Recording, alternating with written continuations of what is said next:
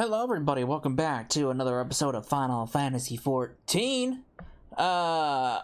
In this video, we are going to be continuing with the Astrologian quests.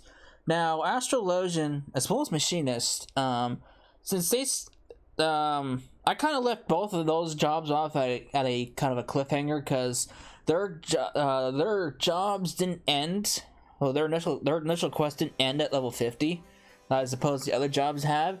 So I literally put the brakes on Astrologian as well as Machinist right in the middle of their whole quest line, but I had to do that in order to get everything kind of balanced out. But we are here. We're finally going to continue with the story. So we're level 60, so we're going to be going through the level 50 through 60 quests. And then after that, I'll do the usual thing: level up to 70, go through 60 to 70, then back, and then I do the same thing for 80. So yeah, Jean Quinard.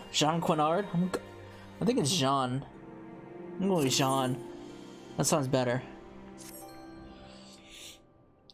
All right, it's been a little bit, guy. Now that Forlamore has so graciously agreed to discontinue his meddling in our affairs, I believe we may find our peers and colleagues more receptive to our proposals. Perhaps I shall begin with another trip to the vault to inquire about them, reconsidering my petition to grant Lady Leveva, I can't remember how I said her name. Leveva, the opportunity to speak with the conclave. Well, we all have our strengths, Jean, and none will deny yours is convincing seemingly sane people to do your bidding. Cecily here is a testament to that. I look forward to hearing of your progress. As to myself, there are still some questions that need answered.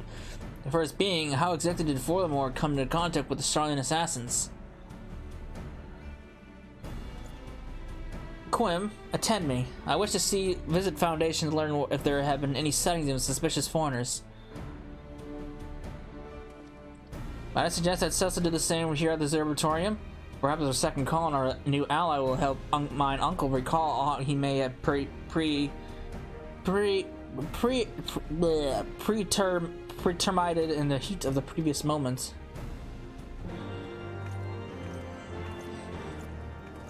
Bit of a recap in case you don't remember what happened, since I kind of like literally stopped in the middle of all of everything that was going on. Basically, there were had visitors from Charlene come in, but someone tried to put out a hit on them. It was this guy, this moody looking guy. We found out that he was behind the whole thing, and through blackmail, we kind of convinced him not to proceed with his proceedings. Seven hells! I really dare see another Charlene. Please, I've done all you asked. What more do you want from me? Blood? Or are you simply here to boast? Or mayhap you wish to know how the Charlenes came to be involved in my scheme? Ha! I thought as much. If it's that so important, why didn't your Lady Leveva ask me earlier? Her head is so far in the stars, she fails to see what unfolds under her on the ground. But the truth is, it was never my scheme in the first place. It was the Charlians. They came to me not long after Professor Mace's ship was diverted to Thadalin. Yes, I said diverted. The pirates in the Strait of Murthor, the magically manipulated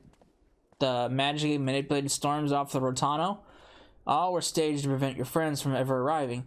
But when they did, the Charlians were forced to change their plans. They required help hiring local hands discreetly, something they could not do as foreigners. I agreed to lend them my aid because I felt we both stood to benefit from the disappearance of Jean, and that foul shit. Okay. You're lovely company, as ever. Just as lovely as I remember.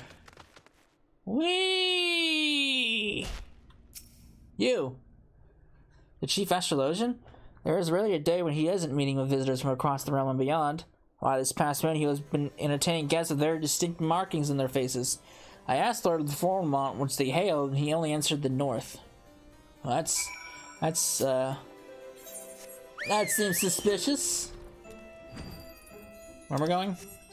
Go back to I gotta go back to Foundation. Oh boy.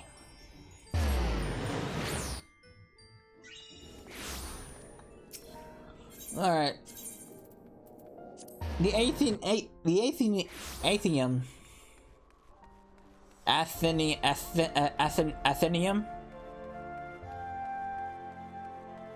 It's hard to say that word. Athenium. I think that's it. The Shines came to him. That can only mean then that mine uncle was only a pawn in a much larger game. A game that began long before we became involved. Think back, Cecila. The bandits in the Black Shroud, and those pirates you described that attacked you in Limsa Laminsa. They all had strange facial markings, as did our false Astrologian. It is not much, but perhaps Lady Leveva will be able to make more sense out of it all. Despite the time we spent together, I have this feeling she has yet to be completely honest with us. But look at me. A beloved relative tries to have me killed, and the next day I begin downing everyone. What a sad, sad state of affairs. Perhaps to clear my head, I shall call on that fine young Viscountess visiting House Halinard from her family's stead in the Eastern Highlands.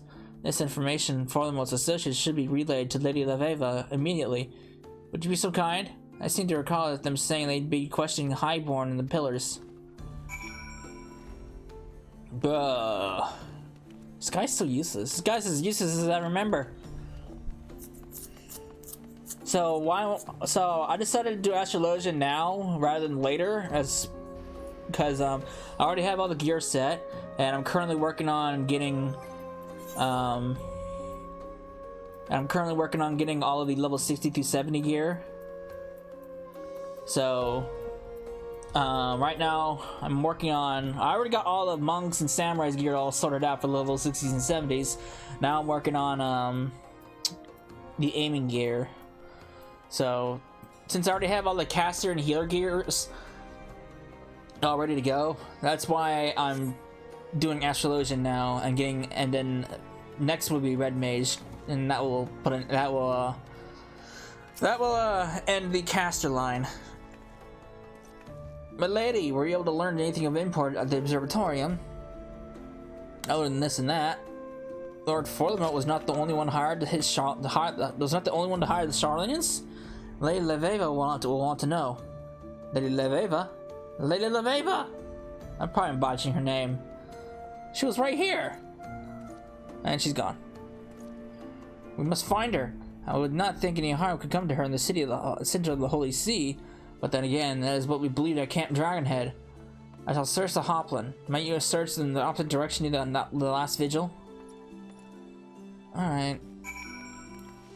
Can't be too hard to find her, right?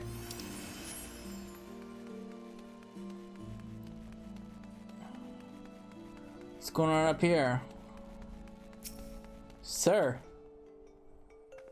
You look very suspicious. Oh, you're a ma'am. I'm sorry, I think you must be mistaking me for someone else. Suspicious?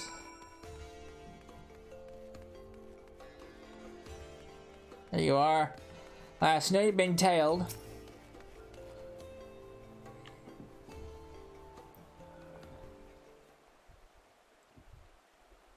Cecila, when you were speaking with the Quim, someone approached me from behind and placed a dagger to my back. I had no choice but to be led silently away. Luckily, my assailant let down his guard when we arrived in the shadows, and I was able to deliver him a swift kick to the groin. I've been running ever since. Great. So much for being protected by the Holy See. So Voldemort wasn't the architect for this scheme to drag me back to Charlene after all. I had my suspicions. I was fool to believe they would simply let me leave. Do you recall when I mentioned that there were people in the old world intent on hoarding our nation's knowledge? Oh, trust me, I'm well aware of that fact after 5.55. Well, it appears that my efforts to train you and Jean have attracted their error. Cecila, allow me to apologize. I have not been wholly frank with you about my reason for visiting Eorzea. The truth is, I came here because of my father. My father dreamed of rekindling the Holy See's interest in Charlene astrology, believing it would be of great benefit to the embattled people of Ishgard. He came here several moons after I was born, intending to remain for only a season. However, he never made the return journey. His dream was left unrealized, and his newborn daughter left without a father. Oh. Never once did I meet him, but every night when I look up to the stars and know that those are the same skies he too gazed upon, the same skies he used as a strength and guide, it was only natural I followed in his footsteps, in spite of the objections from my mother, who did not wish to see her only daughter lost as well. And here I am in Eorzea, almost 2 decades later, pursuing a dream of my father never lived to realize, a dream that has become my own, and now someone is trying to stop me. Just let them try, I say. Just let them try. Lady Leveva, a maiden of your booty should not wander off without an escort.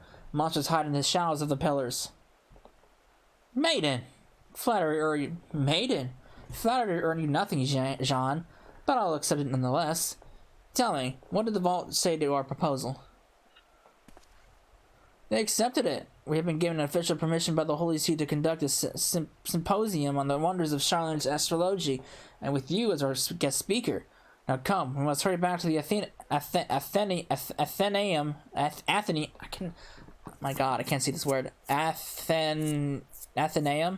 and begin our preparations. More than 15 summers to make ready for this moment, and now I only have a few matter of days. And you're gonna be quite busy.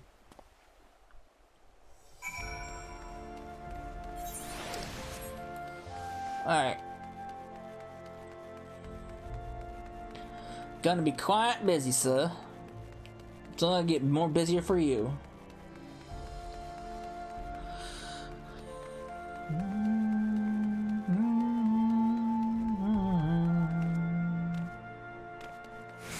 Alright.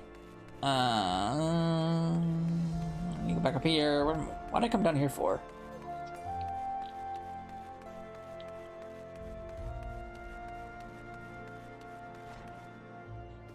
John! Cecila, this has been a most beguiling past few moons, I must say. I truly did not expect the turns my fate was taken. I suppose that speaks much to my capacity as a reader of the heavens. Oh, really? I'm not blind to what goes on in Foundation, so I will not claim that my life is in any way difficult. But what that does not mean I do not have my share of troubles, however trivial they may be. Being anything but first in line to a countship is not all horrors and rainbows. Who the hell says that? The Count only truly cares about his newly appointed heir, just like the rest of my family. They would expect great things from him. For me, they expect nothing. For a long time I tried to prove that I could be as great as my cousin. It is why I went to Charlian. It is why I've tried to do things I have no business in even trying. Then, once I realized no one was looking, I simply stopped caring, my actions becoming more and more outlandish. Because at the end of the day, this is what everyone expected. But then you two walked through that door and helped me realize that maybe life is more than the coffin that has been fitted for me. Maybe the fate I believed was mine and was not mine at all. And for helping me see that, Cecila, I thank you from the bottom of my heart. Oh, you're welcome, buddy.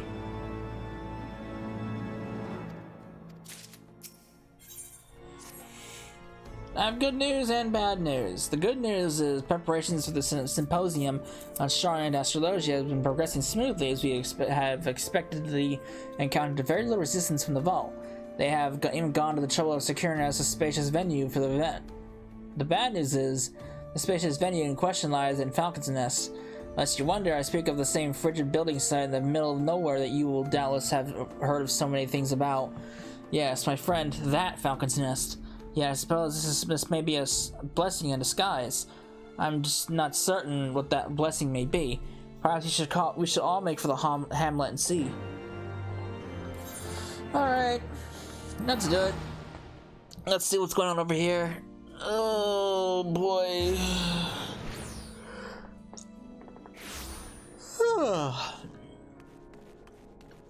What's happening here?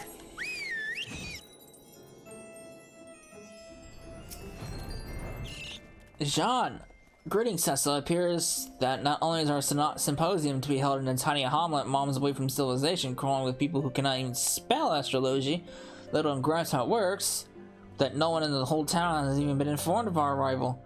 The three of us have been spending the last bell speaking with whomever will listen and invited them to attend the event, so at least we won't be speaking to an empty forum. Oh, we're not, my friend. We have saved the Northern District just for you. Thanks! Leave me to do the work.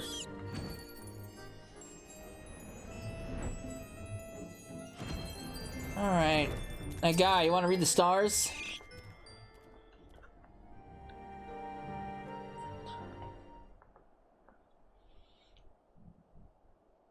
Charlotte Astrologian, eh? You a heretic? Because you're talking like one.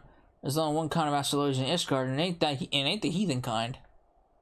Considering as you're an unbeliever, I suppose the knights might allow you to yap and yammer, but cause too much commotion, you'll be disappear like that other lad. Now, when was that? Bloody heretics. Uh-oh. An outrider, and his wounds look deep. Is there a cutter nearby? I do. Here you go. Oops, that's... Oh, wait. I need that. Then this. What is this sorcery? My cuts. They knit themselves. Are you a healer, adventurer? If so, I have another request for you. There are others in my scouting party. We were all wounded, some of us more gravely than others. I fear that my fellow knights may be in grave danger. Would you seek them out and tend to them as you did me? I will report to Sir Redwall, but fear by the time he can muster them reinforcements, several men will have perished. Alright. Let's go heal ourselves some wounded. Man, that guy came far. Alright.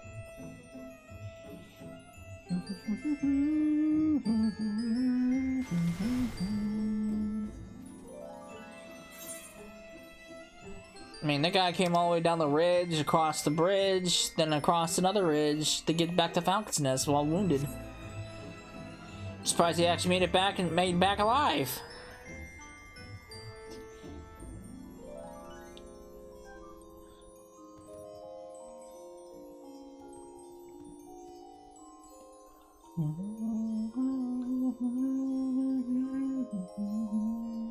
Uh-oh.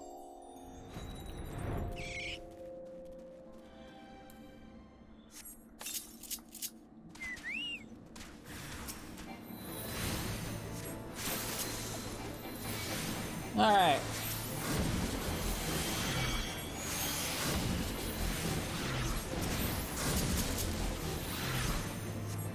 Be gone with you.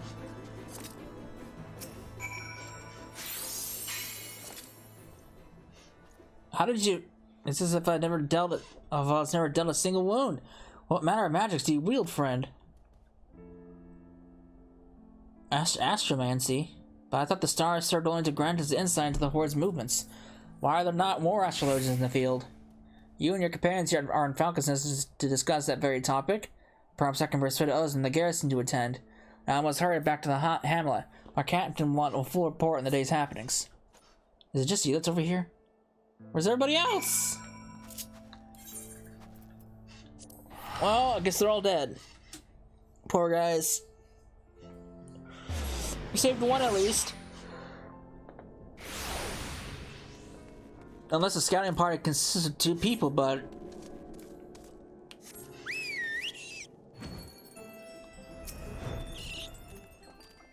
Where have you been? When you did not return, we visited the northern gates and found the area stir with night activity. You left the hamlet to 8 wounded scouts? You could have been killed, or eaten, or killed then eaten, or eaten then killed. I mean, oh, never mind.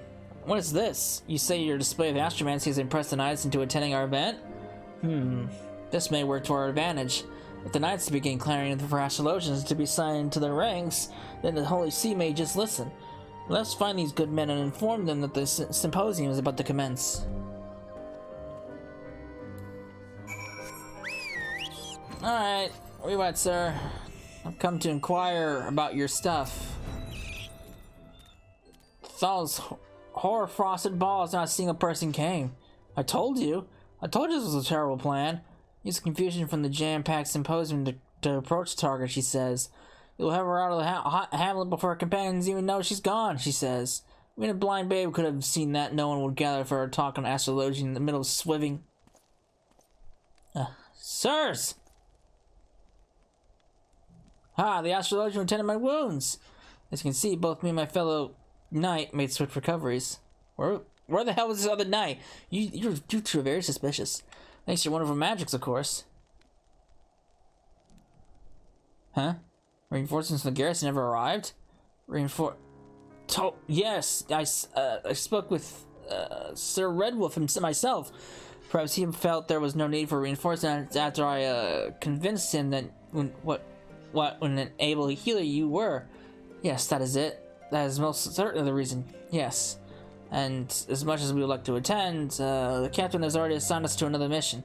I apologize to you and your companions. Perhaps we can make the next symposium. Carry on then. Sure. That sounds sketchy all over.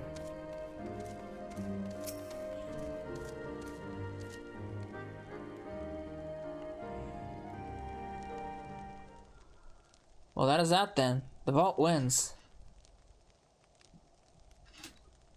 Don't think of it as such, Lady Leveva. This is but one hurdle we must leap. The vault wants us to stop and turn around, and they will continue to place their hurdles before us until we do. Oops, I skipped it. Ha! You cry over hurdles. You know now how lucky you were.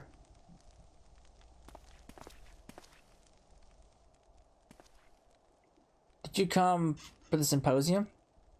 No, I wouldn't let anyone see me at that gathering. I'd be branded a heretic and sent to Witch Drop. Or worse, they just slit my throat and toss me out to the beasts, like as they did with the other Astrologian from the old world. The other Astrologian? When was this? When you reach my age, all the summers melt together. My hair still had color, so it must have been at least a score. Mayhap more, mayhap less.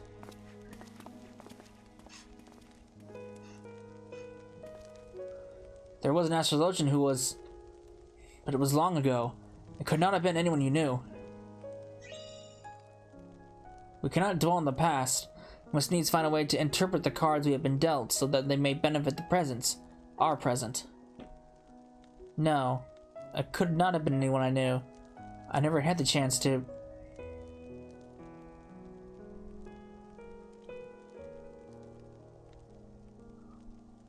You're right, Jean. We must let the vault, or bandits, or closed minds prevent us from achieving what we came here for. The stars will point the way.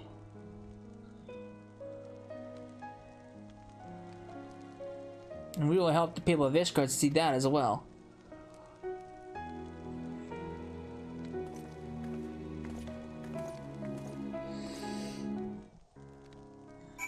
Well, that was a bust.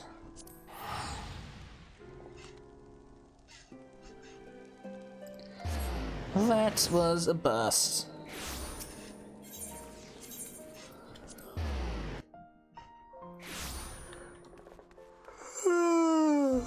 Lord.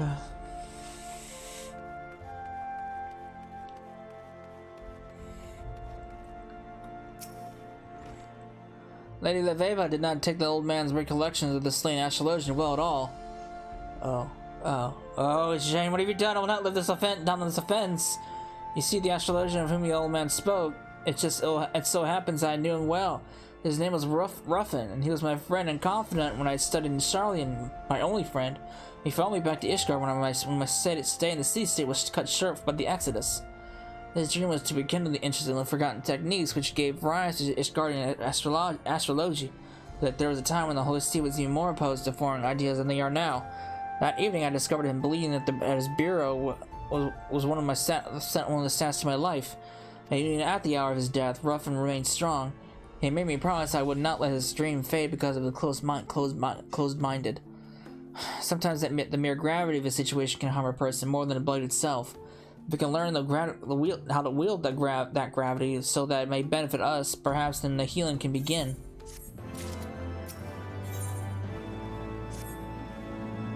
The vault outdid themselves. The location of our next symposium, the Convictory, a makeshift camp for a band of bickering knights. I've spoken at length with Lady Leveva about how we might handle the second inconveniences to not meet the same fate as we did in Falcon's Nest. I fear the worst, but the lady believes that we may be approaching this all wrong, that we should embrace the situation and use it to our advantage. I believe she is merely unaccustomed to the fine alpine air and her wits are not in order. Perchance we should make for the camp and see for ourselves. Oh gosh. Man, we know somebody over there, right? Maybe we can put in the good word.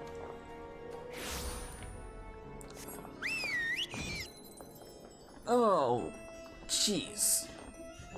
Maybe there's gotta be somebody we can convince. Someone's gotta be out there. Oh, Lord.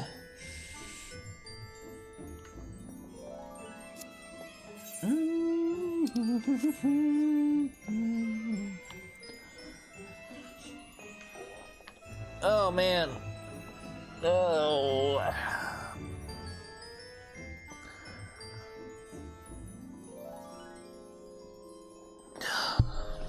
I gotta remember when I get to level 80, not toss my level 70 gear, because I'm gonna need level 70 gear for. Oh, hello.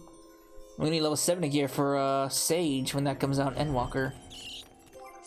I don't have my keyboard, so we're gonna look for it.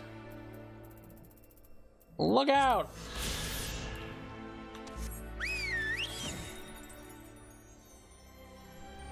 One of these days I'll do the sightseeing logs shit. I still haven't done the sightseeing log. I haven't even done my main yet. I've done quite a few, but I've never actually completed them. Oh, what's happening here? Uh-oh.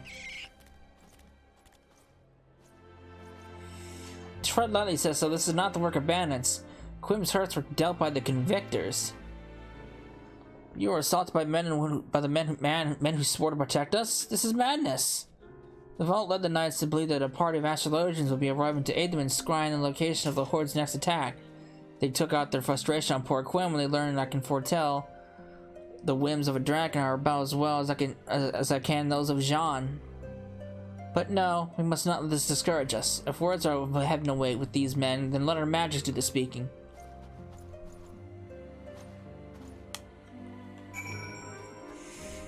Alright. Bah. But you're an astrologian. You can't heal people. That's not what astrologians do. I just did. I don't get a thanks out of that. I get a bow, but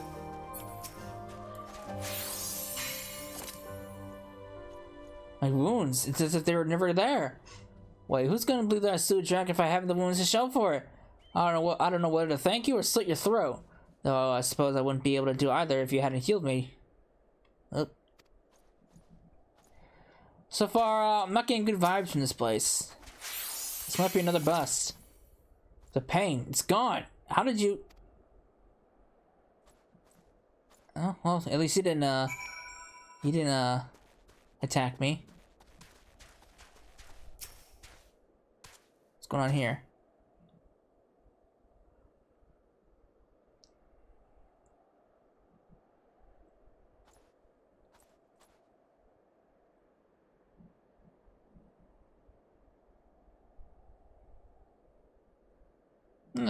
He bowed. Looks like he's more you. What happened? What is wrong, Leveva? Have you tapped too deeply into your mental reserves? Maybe you should take a moment of respite. That blood is not the knight's. Uh-oh. She got stabbed? Ah, the loyal lapdog. What without you to state the obvious? Where would you have matches be, pray tell? You, again! One might think these markings would betray my identity, but you Aerosines have a singular capacity to look beyond without seeing. I'm amazed you're not constantly wandering to bonfires or off cliffs. I have grown weary of this masquerade, and I am done with entrusting my fate to this realm's blundering mercenaries. My name is Selly, and I am here to take the Lady Leveva into custody so that she can be transported back to Charlian and tried for her crimes. Taken into custody? On whose authority? You're here without permission from the forum, performing acts of which count treason. Your grandfather has already been detained and questioned. I'm giving you the opportunity to turn yourself in and put an end to this farce once and for all. Do as I say, and no one will be harmed. Yourself included, Lady Leveva. But Lady Leveva, I thought you and your grandfather were dispatched on an official expedition. It seems that Leveva has not told you everything. Did you know that was her father who was killed nearly 15 summers past? 15 summers past, John. Your adventure friend seems to already have put 2 and 2 together. Why didn't she tell you earlier? Why she didn't tell you earlier, I cannot fathom. What else are they leaving you out of Jean de Durndaire? But... silence! This is my final warning. When you see me again, you'll either give me yourself up, or you'll die at my hand. Think on that, Leveva. Not afraid of your puny little toothpick. Cecil, Lady Leveva's wound is deep. I do not believe I can heal it on my own. Lend me your aid.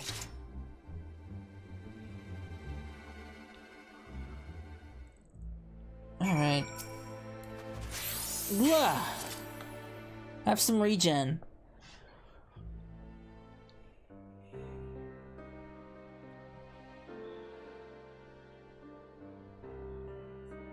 Thank you, my friends. For someone who claims she was hired to bring me back to Charlian, her aim was quite true. Lady Leveva, they still claim you're not here with the blessing of the forum. Is this so? Why did you not see fit to mention this? My grandfather knew the forum would never allow us to come to Ishgard, and that their contemplation over the matter was merely a tactic to stall and discourage us. The stars had spoken to my grandfather, and he was not about to turn a deaf ear to them. Yet I kept silent because I did not wish to let the petty politicking of men thousands of miles to the north stand in the way of our dream to spread the word of the Charlian astrology. You know, the more I hear about Charlian, the more and more I want to get to Charlian, to get to Charlian, so I can kick people's asses over there. I'm glad we finally get to go there, butt heads of these people. But such was my father's dream, until he was killed by closed-minded peasants. But Ruffin never spoke ill of those he wished to enlighten, even at his end. How do you know my father's name? Your father and I became close friends when I was in Charlian. When the Exodus forced me to return home, he asked if he could accompany me, saying that he wished to try and convince those who once believed the stars' power to look at the skies again, and we did for several moons. My countrymen were deeply skeptical and slow to warm to the idea of heathen magics. Some were even rude, but he never gave up on them, right up until he was... I was there during your father's last moments. I heard a commotion from his room late at one night, went in to check, only to find him bleeding and slumped over his diary, which he was writing when he was attacked. With his last strength, he handed me the diary and asked that I do not blame my people, and I continued our work. I believe this belongs with you now.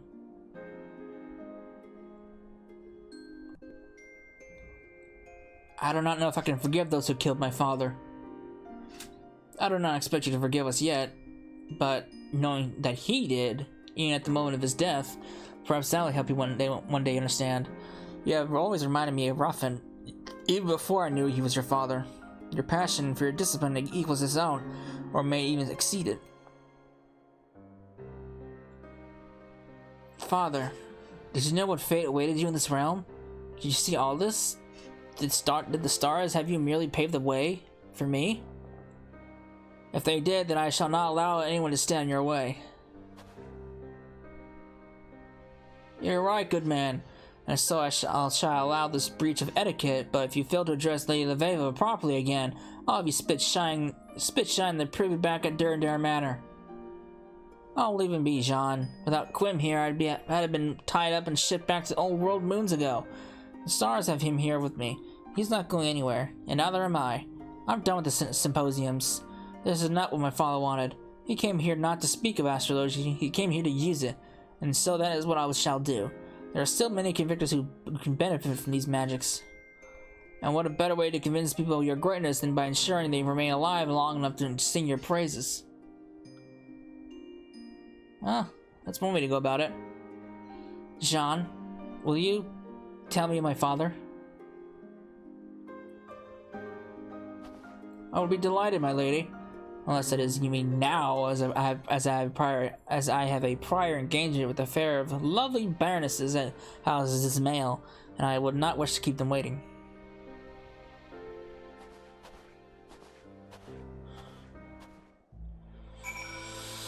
Oh, jeez.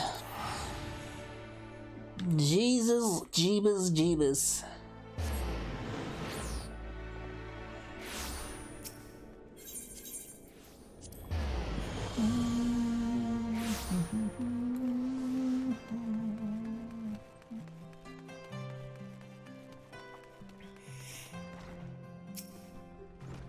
To think that my old friend Ruffin may have seen what grim fate awaited him in Ishgard, but chose to come anyway, knowing that it would inspire both me and his daughter. God, sometimes these celestial machinations are simply too grand to scope and grasp, or too grand in scope to grasp. However, if it is what we believe, we must, as Quinn was so bluntly stated, make sure that not disrupt us on our path to that fate. Perhaps it is time I have revealed to you a more powerful form of Malefic, so that you might be better prepared for the trials that are to follow. Ah, that furrow upon your brow suggests you could have used the spell earlier in your training. In retrospect, I would be inclined to agree. Thanks, guy. I could have used the spell long ago.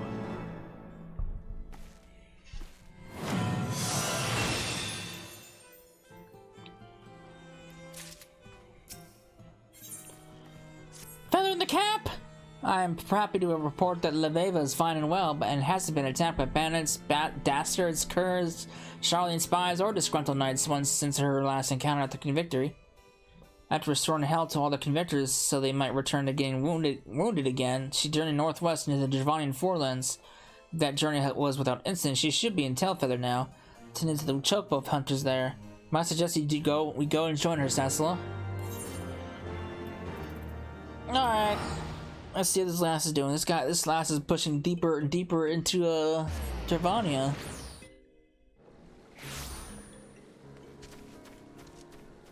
Alright.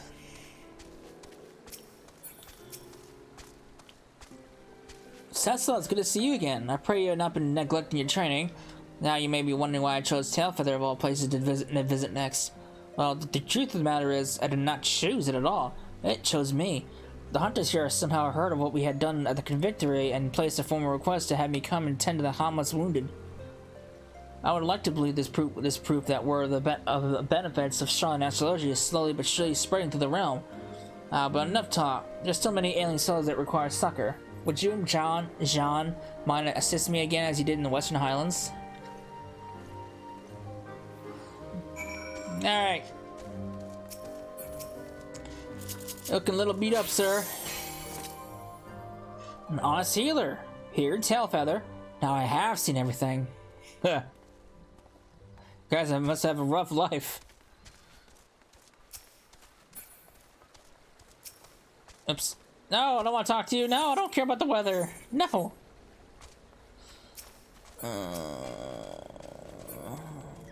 This guy. Yeah. I do not know who you are, but you're good in my book. At least these guys are more receptive than the Knights of the Convictory.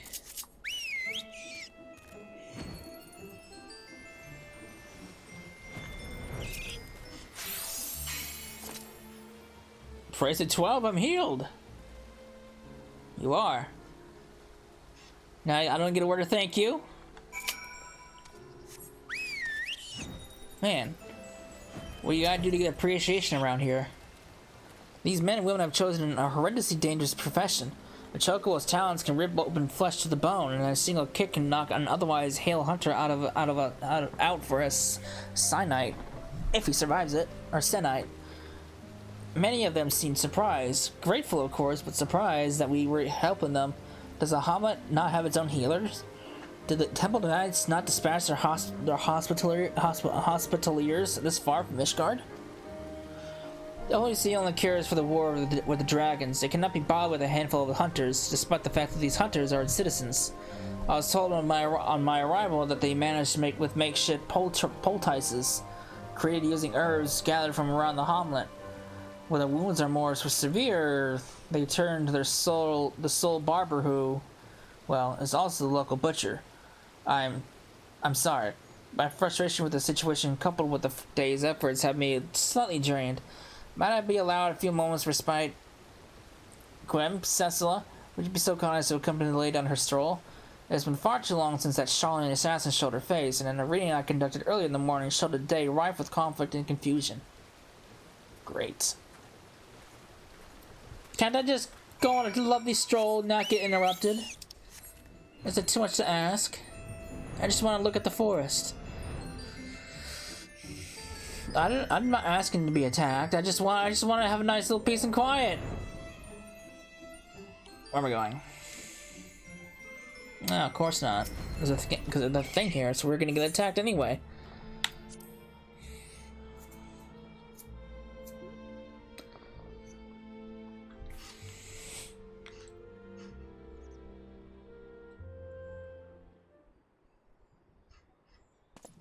I'm glad you came, Cecilla.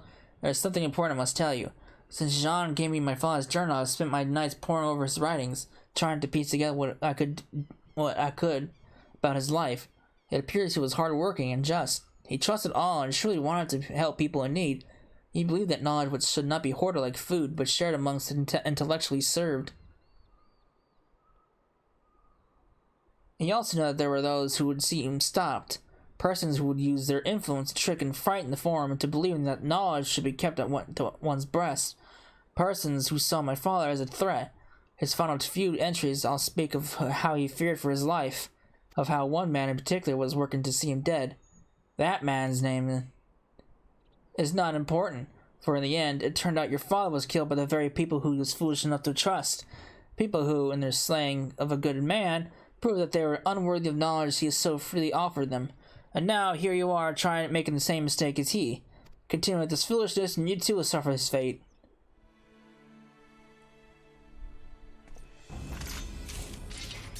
Do not dare talk of my father as if you knew him. You know nothing. Your mind is as closed as the minds of those back in the old world who believe that hiding their books shall shield from the pain and the suffering of the real world. Such passion. It's a pity it remains misdirected. But I implore only wishes to see you back safe in Charlian. The Forum recognizes your talents. You are an asset to our nation and its people. We would have you live a long and prosperous life so that you may rise even higher than your father ever had the opportunity to. But we both know you're far too stubborn to take this gift so graciously offered. You would rather fight. And you know, so would I. No more games, Aveva. Let us end this, right here, right now, with your precious stars as our witness. Spare no one, not even the girl. I'm not afraid of you, bitch. Hey, it's guide us, your Cecil. Now let us guide our fates for victory.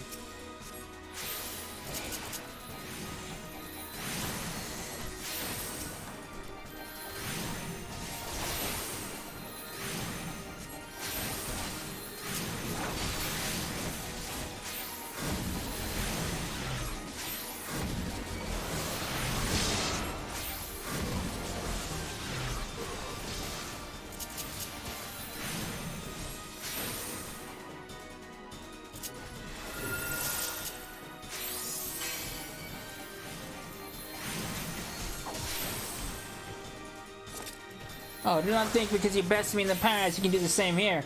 This time I come prepared. There's no end to them.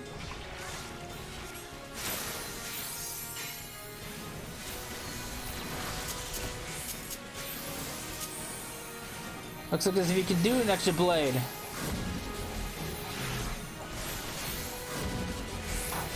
Who's here? Aha! The hunters are here!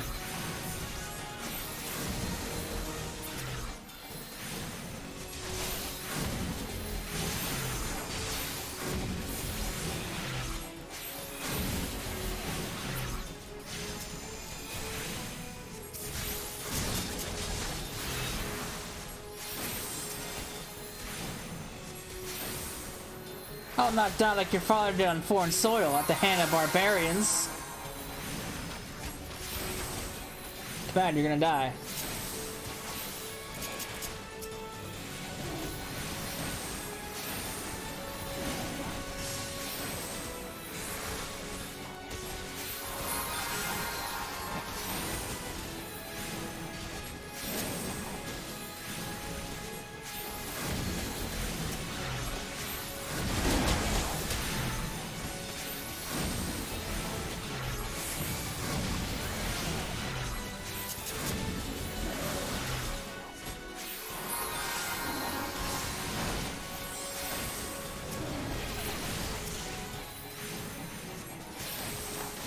Back your Bandersnatch!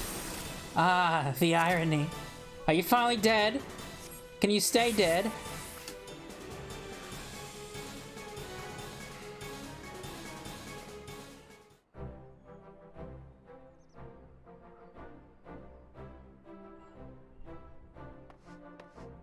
Are you alright? I heard the commotion and came as quick as I could. You're late.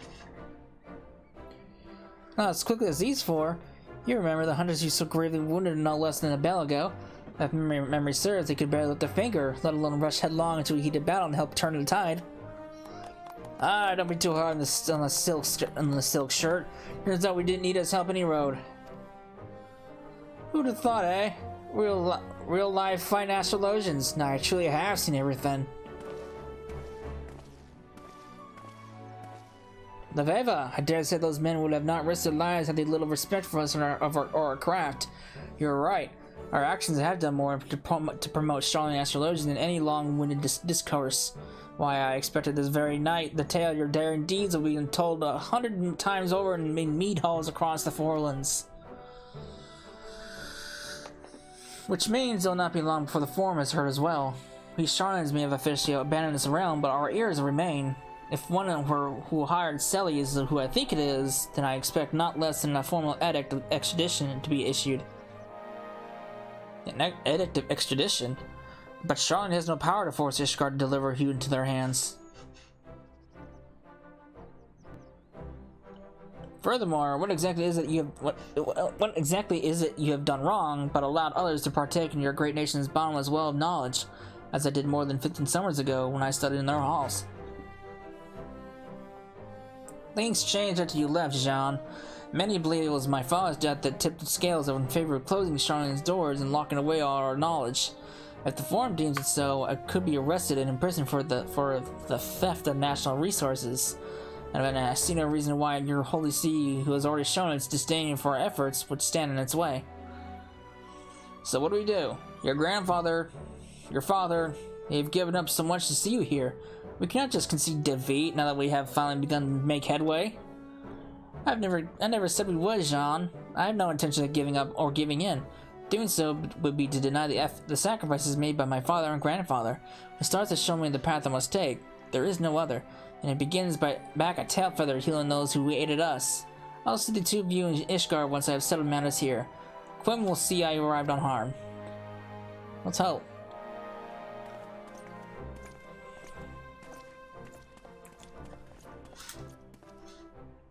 I'm really starting to not like Ishgard, or not Ishgard, Charlene.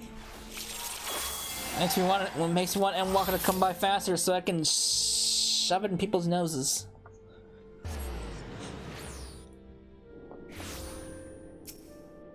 I wonder if since I'm an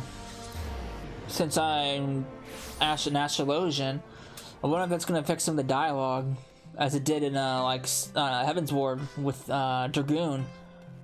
Obviously, it didn't happen to me because I didn't have Dragoon locked at the time, but some dialogue is different because you were a Dragoon.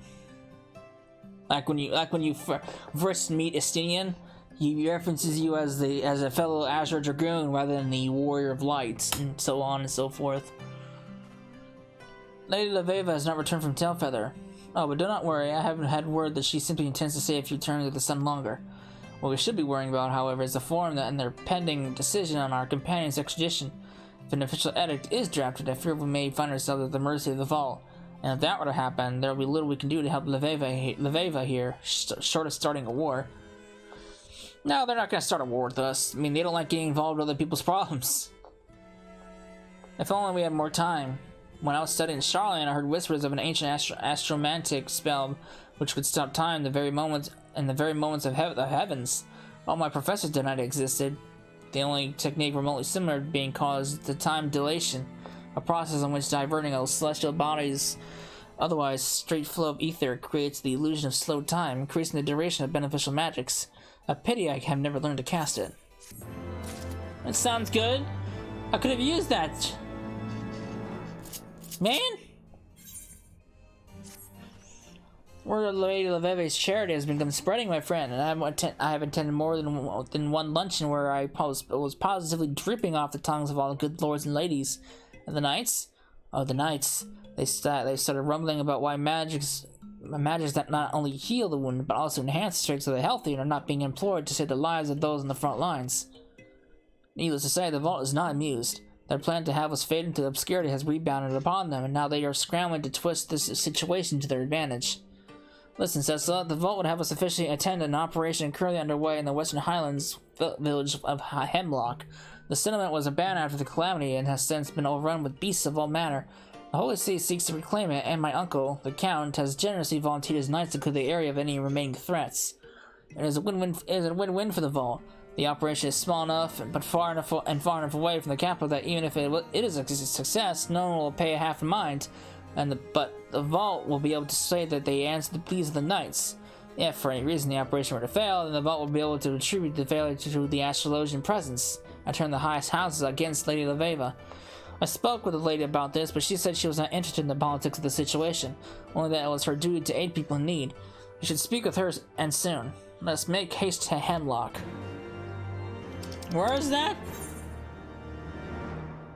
Oh, why is there a thing here? Trumped? There's a thing there. Alright. Hemlock, huh? I didn't even know there was a village out there besides that one little house.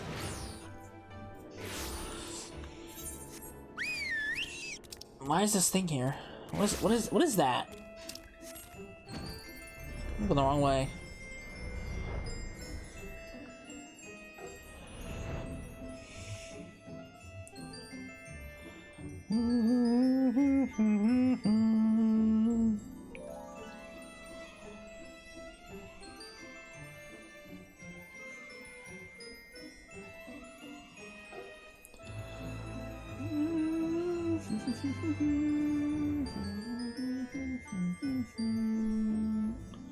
Alright.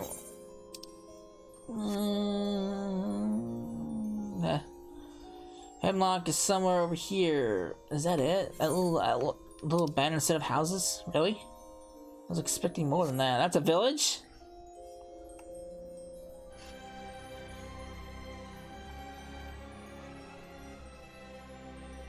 Now, what is this?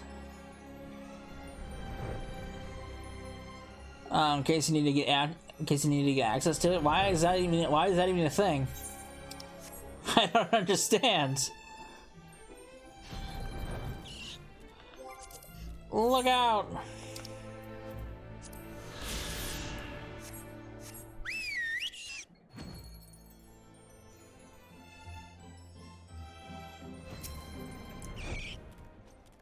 You severely underestimate the strength of our enemies, and now my men and women find themselves overwhelmed.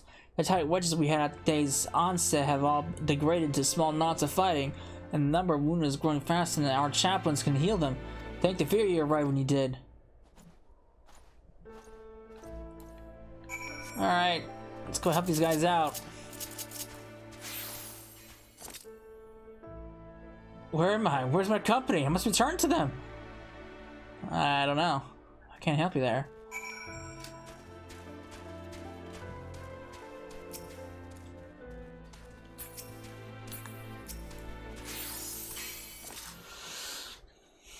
I shan't forget this, Astrologian. I shall forever in your debt. These guys are less uptight than the convictors. You have my thanks, but there's still many more who require succor. I heard a woman scream beyond this boulder not moments before you arrived. Uh-oh. What's happening over here?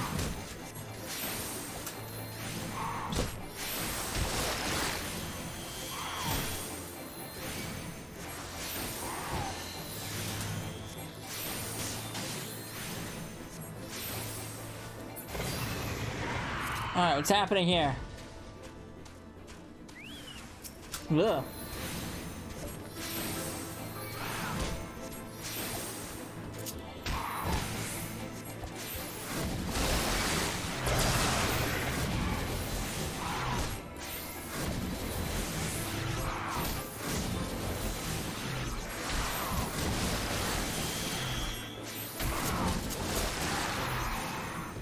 Dead.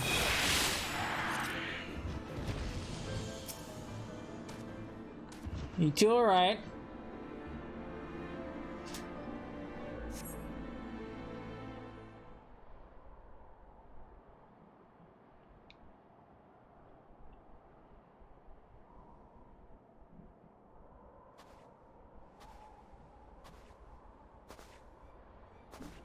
Uh-oh.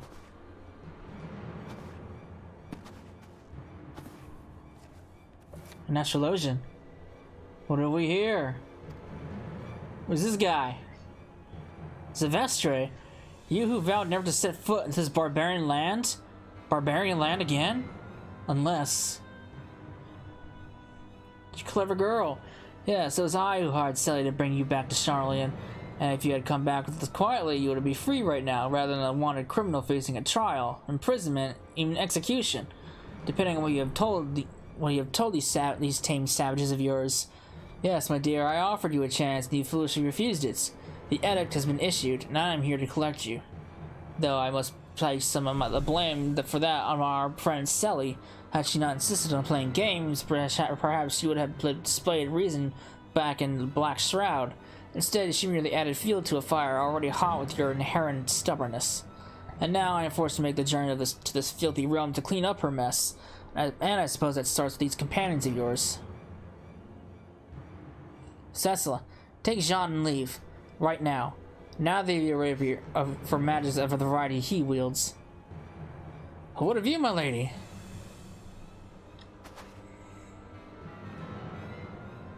I'm going to reclaim my father's journal. Brave. Your father was brave. Your father is also dead. Lady Laveva!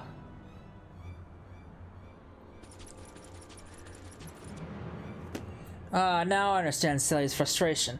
This realm was truly overrun with vermin. How he suffered here for so long, I will never know.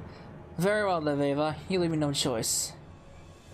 You may have already know we have questioned Mace regarding your unauthorized passage into Eorzea. What you may not know is that we still hold him in the dark cells. Just as a precautionary measure, of course. We would not want to see him flee again before the trial. Now, your grandfather is not as spry as he used to be, and I'm uncertain how long the sanity of a man his age will last in complete darkness. Though the longer you delay, the closer we come to finding out. If you wish to see your grandfather released, you will come to the abandoned city in the Girani hinterlands. There, my airship will be waiting to take you back to the old world where you will be tried. Fairly, of course. I suppose you could run, but know that doing so would have grave consequences for your grandfather, and possibly your mother as well. And we would still eventually find you. Man, these guys are dicks!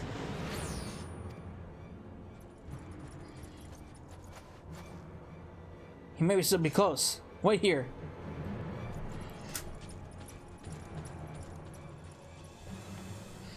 Man! Charlotte Astrologians are assholes!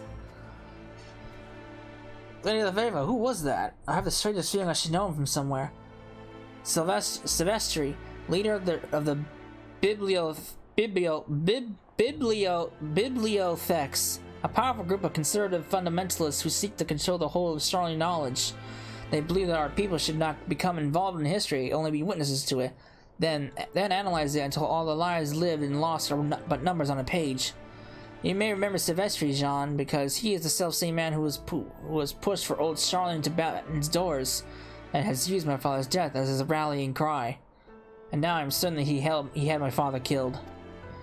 Near the end of my father's diary, he mentioned being contacted by a young Silvestri, who happened to be an older classmate of his when they were both at the studium.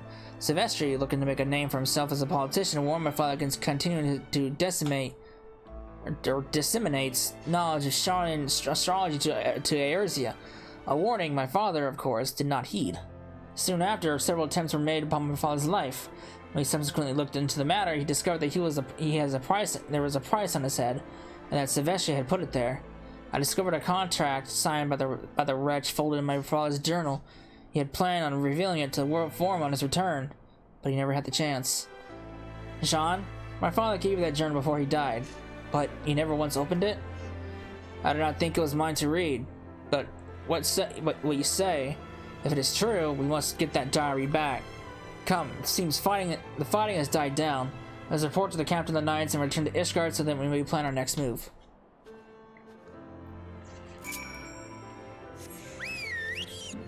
Alright.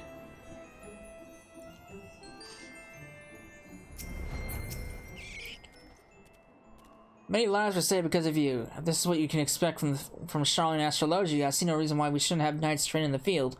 I'll recommend this to the Lord Commander. I suspect he'll be pleased to see the day won with so few casualties. If you require services again, you need only ask. Come, Cecilla, let us hasten back to the Ishgard. People have tried to turn around.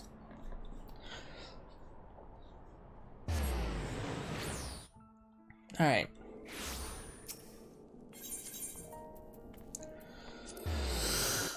Let's go.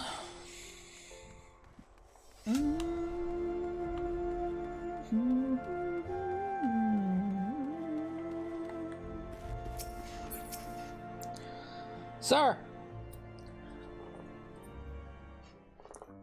Moments ago, we received a message from the commander of my father's guard. He thanked us again for our assistance in Hemlock and has formally requested that Lady Leveva train several of his knights in Charlene Astrology. The vault, however, remains silent, and I believe the silence to be calculated. If the edict issued by Lady Leveva's expedition has arrived, they need only turn a blind eye to Silvestri's actions until he has spared the lady from the realm, and people simply forget she was ever here.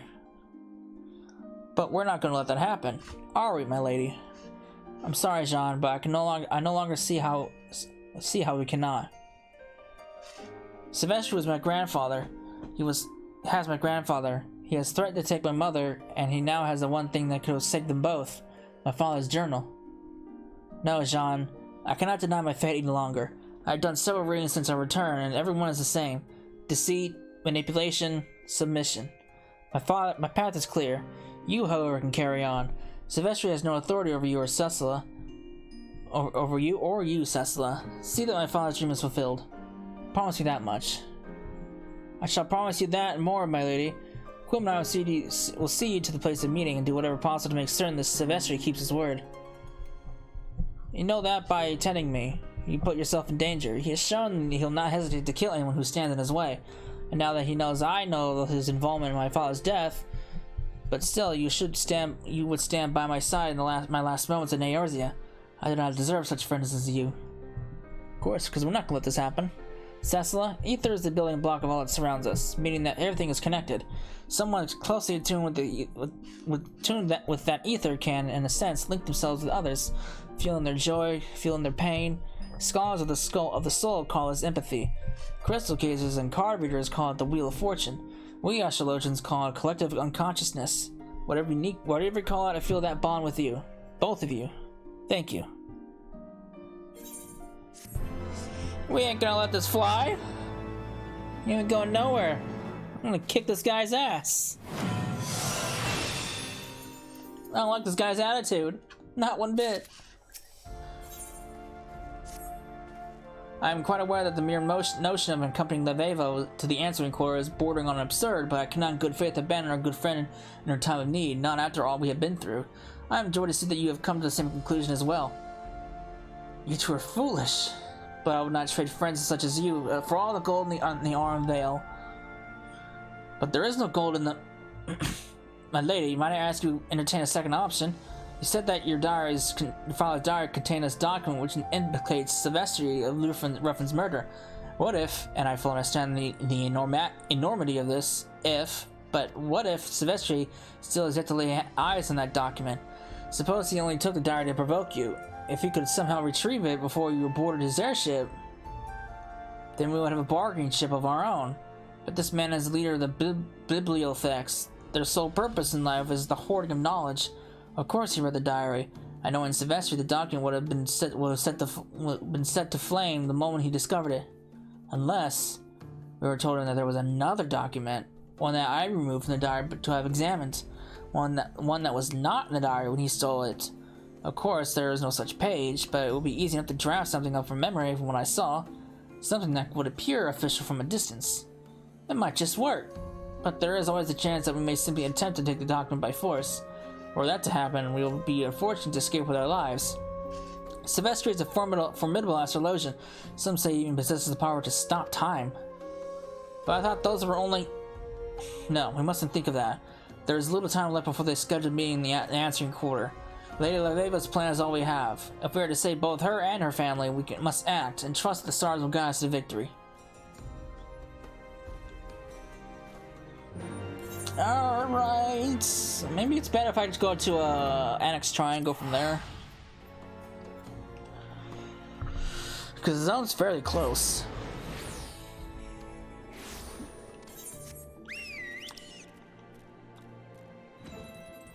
I mentioned before, but I hate the fact that the hinterlands doesn't have an aetherite.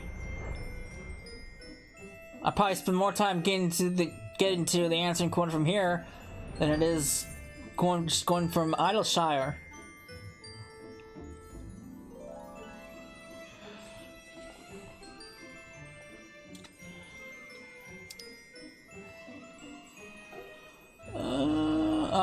Actually, it's faster if I just go to Idleshire because it's right there. All right, fine. I thought it was over here, not over there. Never mind. I guess I'm going it this way.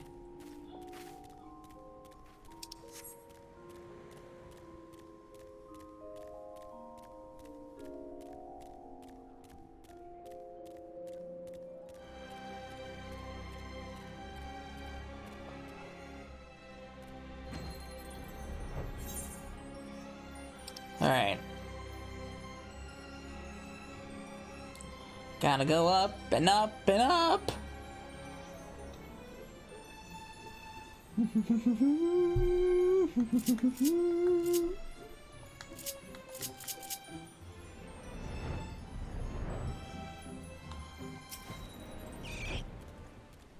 Not 9 and 15 summers have come and gone since I set foot in the paths of contemplation.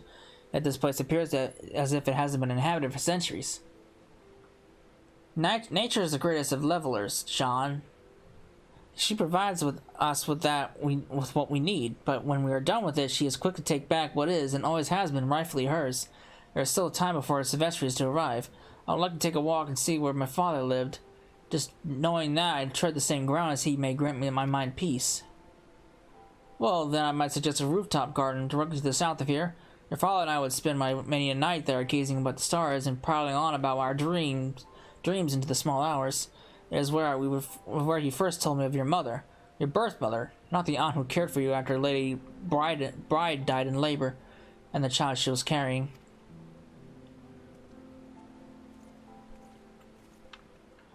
Oh. Fancy that. I've always wondered what this place would look like when it's, you know, back in its full glory, but I guess I'll get that taste to see what Charlian looks like in its true glory in Endwalker. But, you know, I'm still curious to see what this place actually looked like before it kind of fell to ruin.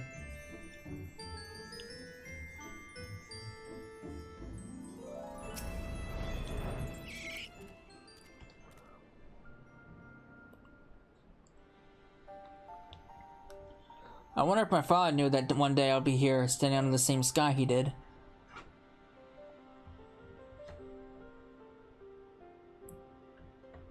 Those trees just popped in. That was weird. Did he know that he would have a daughter as stubborn as he? A daughter who put her life and the lives of others who she loved in danger because of an unfulfilled dream?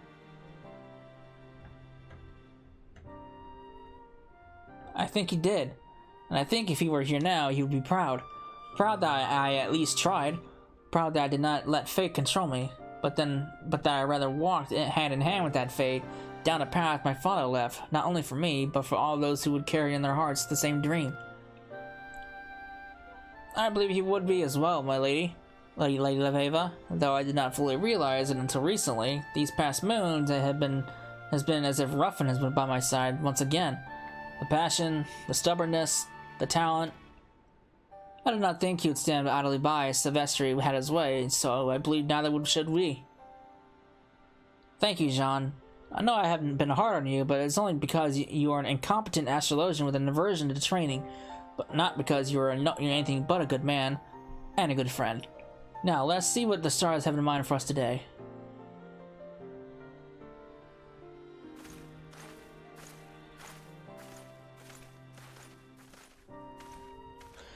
Time to go kick an Astrologian's ass!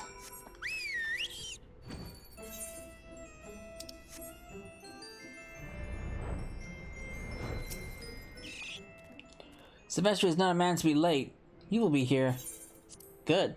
Can't wait to stick it to him.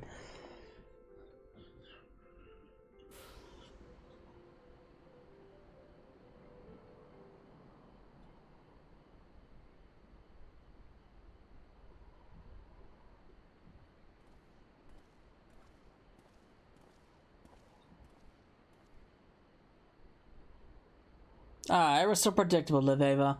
I'm sorry to inform you there has been a change of plans. There will be no return to your homeland. No tear-filled reunion with your grandfather. No trial. Only a sentence. And that sentence shall be carried out here by mine hand. You see, after reading your father's diary, it became clear that you and your wretched friends know too much. You would not believe how long I have been searching for that document. The last one that connected me to your father's unfortunate accident.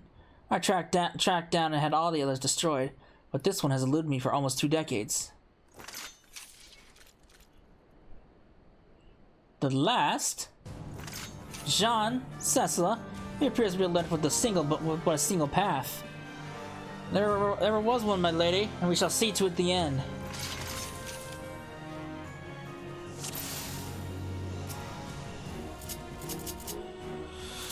Thanks to an order, Liveva. By ignoring my directions, you have saved me the effort of tracking down and slaying each one of you individually. Silence! Oops.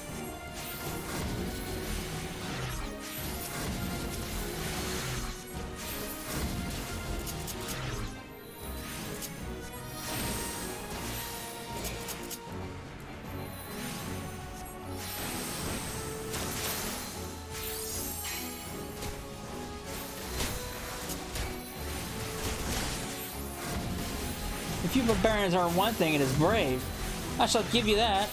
Brave, however, is the blunt blade of the foolish of the weak.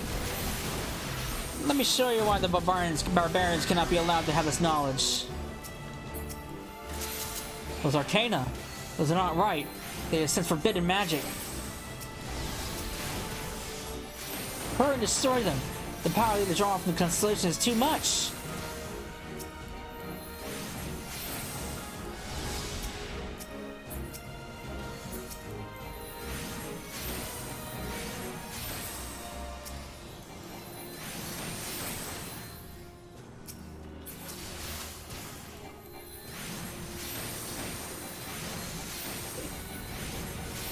Die, sir!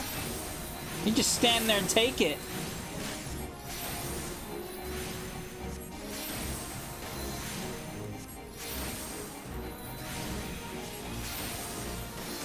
That was easy. Huh. This guy was a badass? He just sat there and took it. Wait, if you wish to see your grandfather alive, you'll not kill me. That was never our intention, Silvestri. No, I only wish to ask a few simple favors. The first being the return of my father's diary.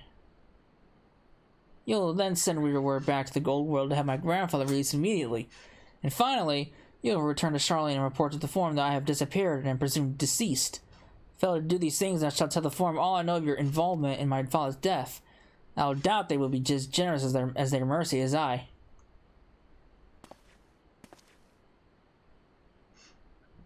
And what? You should remain here and continue to spread our knowledge across this worm-eaten realm like it was sweet cream butter? You know not what you do. The barbarians of this realm have shown that they can only use knowledge to destroy each other. They corrupt it, they lessen it, and then they forget it. They never once have shown they are worthy of the knowledge they so defile. And yet you'd still give it to them. Very well. I shall do as you ask. Man, this guy turned over a new leaf really quick.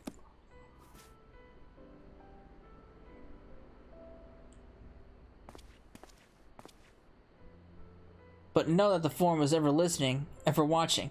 Should you continue your escapades here in Ishgard, they will find out. And they will send others until they have succeeded where I have failed.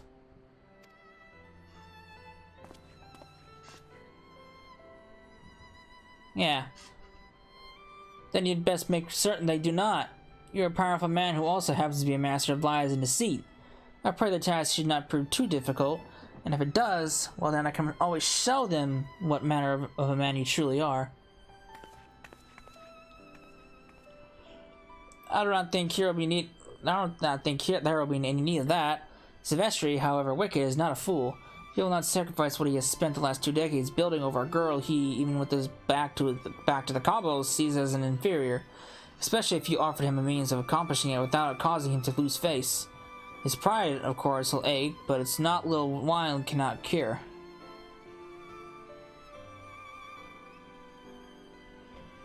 You're right, Jean. Something I never thought I would have meant, at least out loud. So, does this mean you'll remain in the seat and continue your teachings? Of course I will. There is a pending contract with the House Durandare by my obligations to convictors and the Hunters of Tailfeather. And then, of course, there's a matter of your incomplete training. If memory serves me, that you still only open half of the Heaven's Gates. Huh. That's true. He missed like 2 or 3 of them.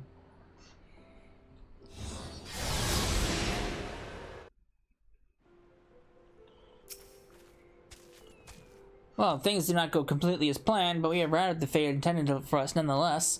Now the question is, what do we do with this fate that we have been granted?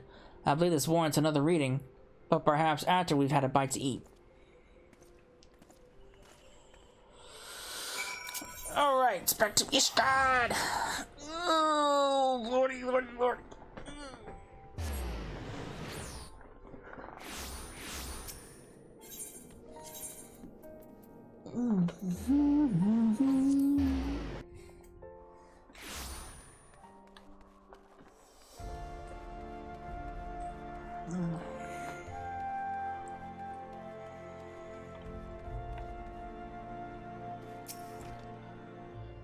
Sean! So that's like yours is the time to greet the I cannot say this word! Athenaeum's newest member. Who's here?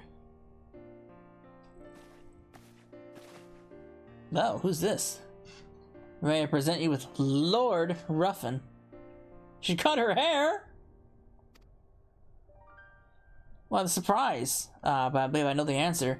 Your senses are doubtless reeling from having witnessed Porta la Veva's tragic end in the hinterlands. I don't like the hair. I liked your hair before. Contrary to popular opinion, I was not murdered at all, but merely on a long and winding journey that has brought me back to the Ishgard so that I may teach the secrets of Shawn astrology once again.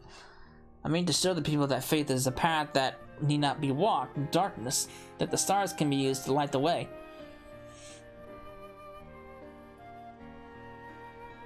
And my first lesson, that those who oppose the celestial guidance shall be doomed to mark time for all eternity.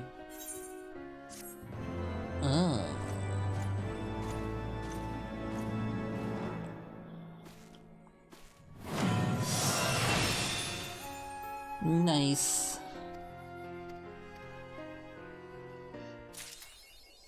Sweet. All right. That is the end of the level 50 through 60 job quest for Astrologian.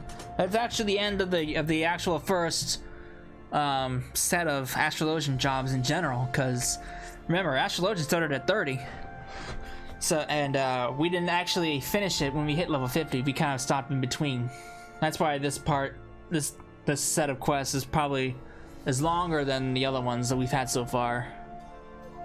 But yeah, I will be back when I'm level 70, so we can do the level 60 through 70 storyline.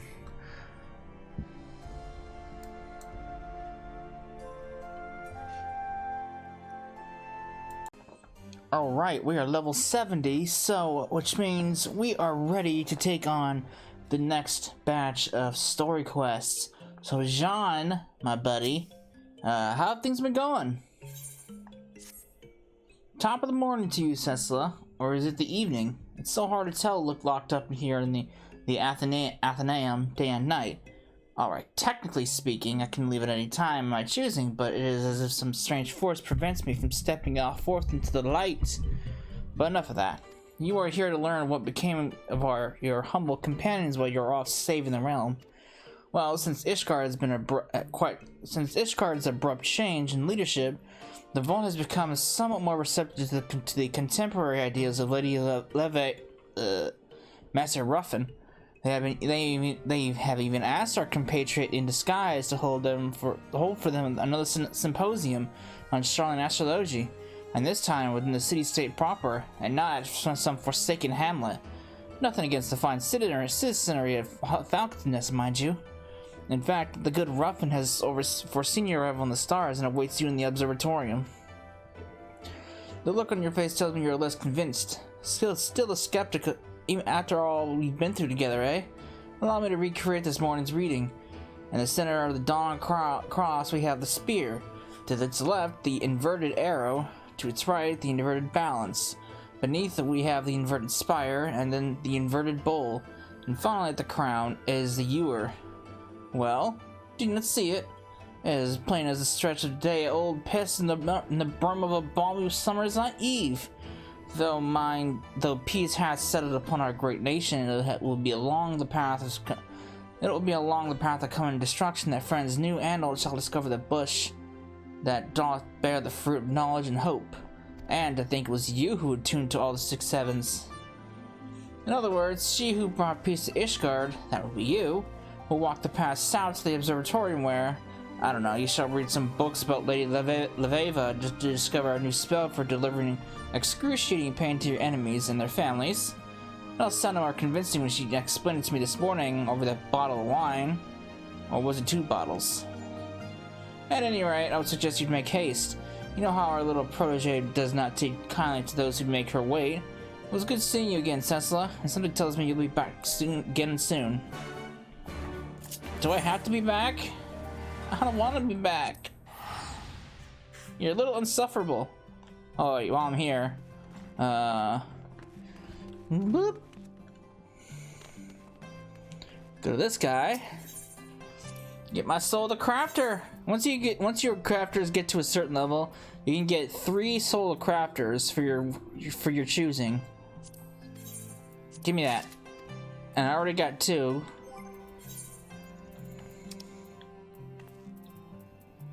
Pay no attention to the books. Hang on.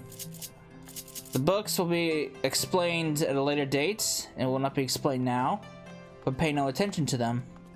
Pretend you didn't see them.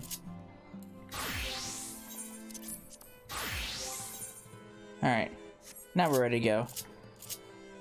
Where's Astrologian? Need to go to the Corthus.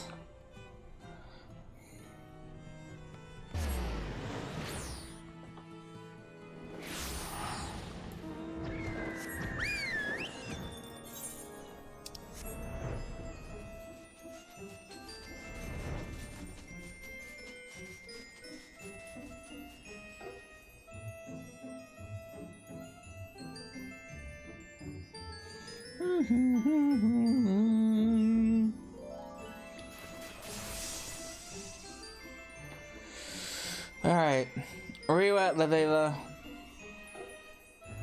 Let's see what you've been up to lately.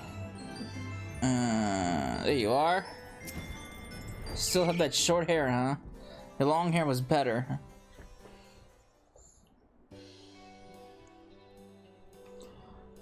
Friend and fellow Astrologian, it's good to see you again. What has it been? 2, 3? Let's just say that has been too long. Did Jean speak to you of my reading? Well, then there is hope for that well-dressed dullard yet. So, I have learned the key to success is not entrusting him with more than one task at a time, and making certain that task does not require much in the way of thinking, or acting for that matter.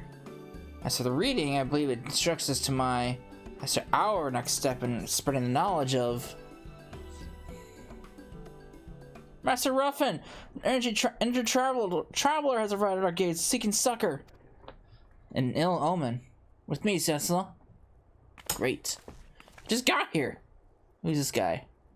Please, I can walk no further.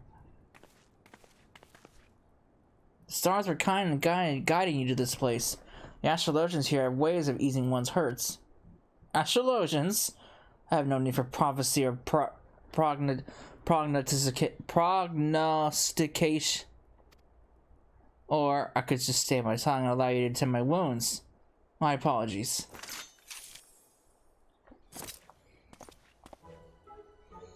May you have a quick recovery, friend.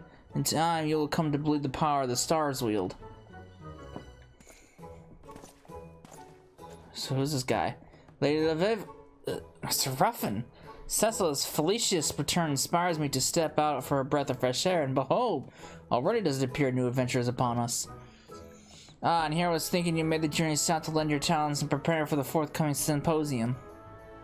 Master Ruffin, or was it Lady Lviv? If I may, allow me to give you my thanks, and my apologies for earlier. I have a tendency to allow your unbridled emotions to do the best of you. That was amazing. You knew what I was going to say before I even said it. But wherever matters, I'm Kyokuho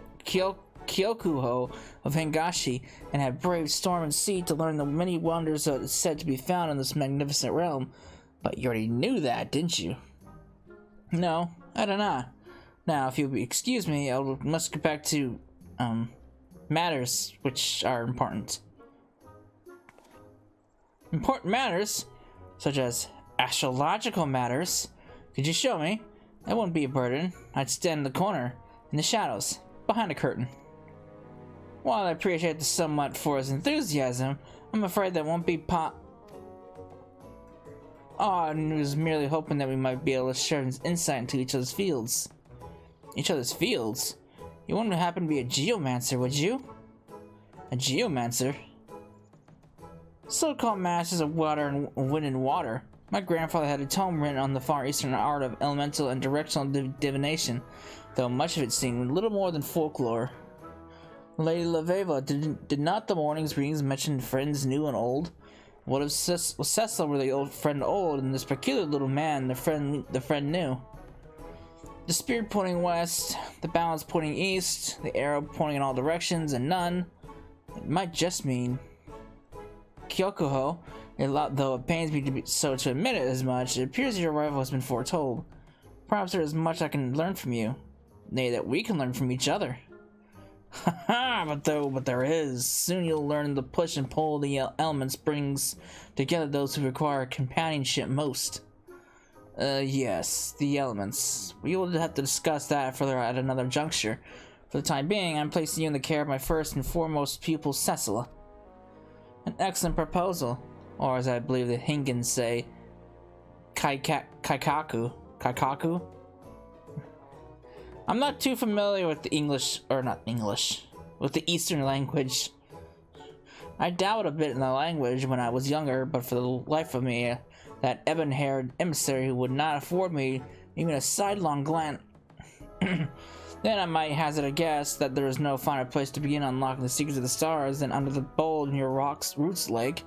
I shall even lead good Kyokuho to the south shot myself, if Cecil agrees to do the rest. God damn! After you then. Next we meet Kyokuho, you'll have opened the first gate and better understand the influence the stars hold over all of us. Safe journeys. Am I just gonna go through the whole Astrologian story all over again?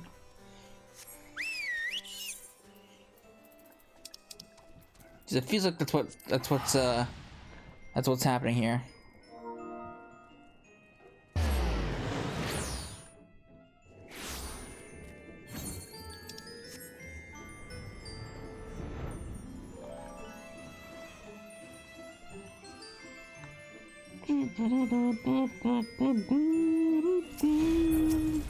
Hello, sir. There you are. I was beginning to wonder if you hadn't been eaten by the hoverflies on your way here, but I jest. Jean tells me that you are quite the authority on all things relating to the bowl. So enlighten me, oh honorable sensei. I am, as you Westerners say, all eyes, or was it all ears? Let's go with the origin. And Eorzeans believe it is from this tree planted by your gods in the very heavens that all life was born? Fascinating.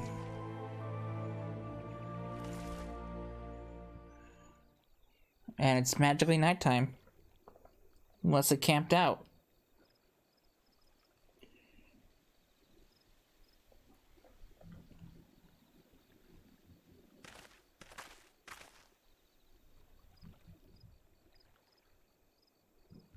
So this is your bowl.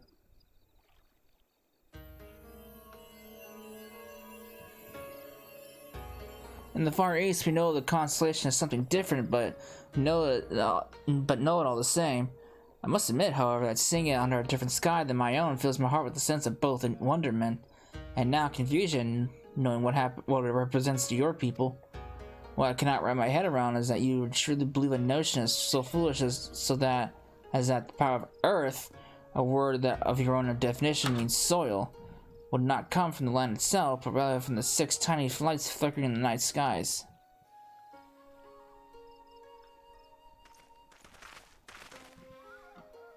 We students of geomancy believe that such power naturally lies beneath our feet, ever flowing through creation, as blood does through our veins. Yet, despite the differences in our thinking, the similarities are encouraging. All trees are born of the earth, and their protection is universal. The most thought-provoking opinion that I am certain Lady Laveva will be delighted to hear, though I might suggest you withhold the part about being unable to wrap your head around our foolish notions. Unless you enjoy having a steel-toed boot wedged firmly twixt the bollocks. Shall we be going then? By this hour, Lady Laveva will have already made the journey back to the Athenaeum.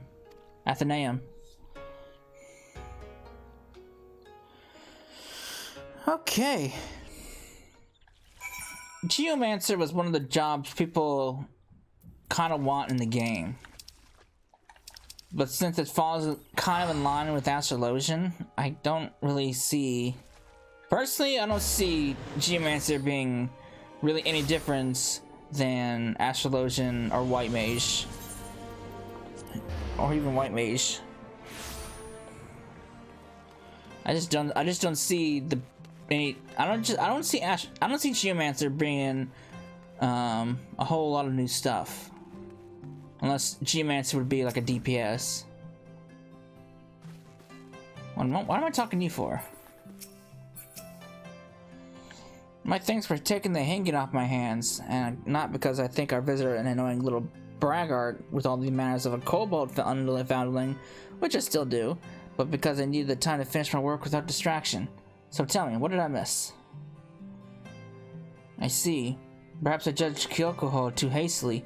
I still have my reservations, but I shall afford him the benefit of the doubt. For now. The teachings of geomancy may be grounded in fairy tales and falsehoods, but my grandfather told me that every lie is born of the truth. If I could find the truth within Kyokoho's backwards beliefs, it may provide an insight into our own school of thought. I see now that my choice to assign you as his tutor was a wise decision. Might I ask this of you, Cecila? I promise that once the symposium is ended, I shall assume the duties of Kyokoho's tutelage. I sense good fortune in our stars, my friend. Good fortune indeed. You just don't want me to do the work. Don't have much choice, do I? Cecil, I see you received my summons. You didn't receive my summons? Oh, damn that Jean, to the 7th Helen back. He's going to... forgive me. There should be sufficient time for the condemnation of his soul after the 11th bell tarts. For now, I must speak to you about Kyokoho's training. Despite appearances, and attitude, and manners, and courting habits, our traveler from the east has proven quite motivated in his study of our ways. In fact, while you are off doing whatever it is you do, he successfully opened the next 4 gates of heaven. Anyway, preparations for the symposium have left me with a little time to pick the boy's mind, but I have nevertheless managed to fully grasp the primitive concept of geomancy. In fact, I plan on incorporating several of the ideas as anecdotes into my presentation. It is what my father would have wanted. Now, as to why I have called you here. Kyokoho is very close to attuning to the final heaven, the spear, and I think it is only fitting that his instructor be there to accompany him during his finest moment. And because I am obviously too occupied at the moment, I thought perhaps you could join him in my stead. Then it is then. Then it's settled. You shall guide young Kyoko on his final steps to glory and enlightenment, just as I did you those many moons ago. Follow me outside, Cecil, and let us bring our friend the good tidings together. No. Where is he?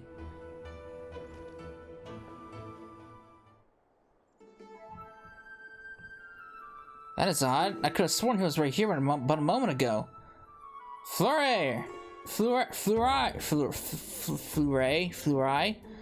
Have you seen Kyokoho? Fleury! Are you even listening? Who are you talking to? If it is our Hengen Novitade you see, he hurried out to the Athenaeum side entrance not 5 heartbeats past. It was quite animated, even more so than usual. A veritable one-man mummer strategy all full of jumping and flailing and pumping of fists. What could have unsettled the boy so? I suppose it might have been that letter I handed him. It was delivered just this morning. Kyoko skimmed over it quickly and he asked me several cursory questions about the heaven and ice, to which I gave several cursory answers and then was gone. And you did not try to stop him? Why would I? He was leaving. Bah, my intuition is correct, and it usually is. Something in that missive has led Kyoko to believe that he does not have much time left in Eorzea, and so has set out for the Steel Vigil that he might open this final gate and complete his training before he departs our realm. Since it looks as if our plan is already set in motion to the Central Highlands. I thought you were busy with the symposium.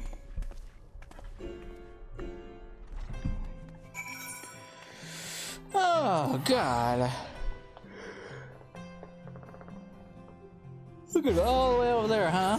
It might be as easy if I just go to Tailfeather. Actually, I'm in the wrong area, isn't it? Aren't I? Steel Vigil's in Steel Vigil is in Central Highlands, isn't it?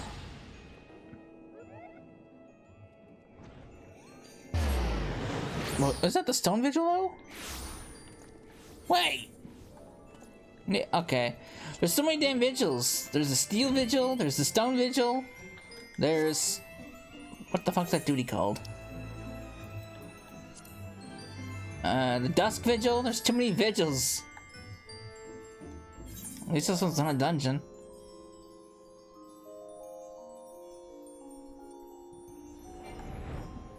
Uh-oh. He's in trouble. Hang on, good sir. Help's arrived.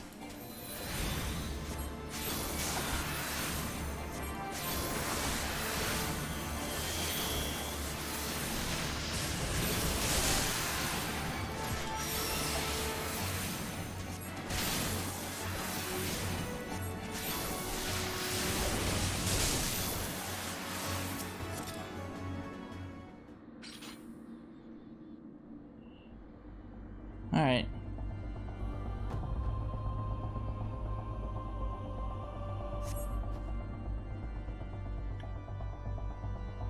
You alright, buddy?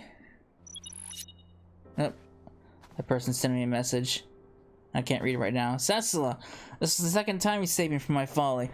Well, technically speaking, it is the first. You're merely standing around as Lady Leveva healed my wounds last time. Right, I'll stop there.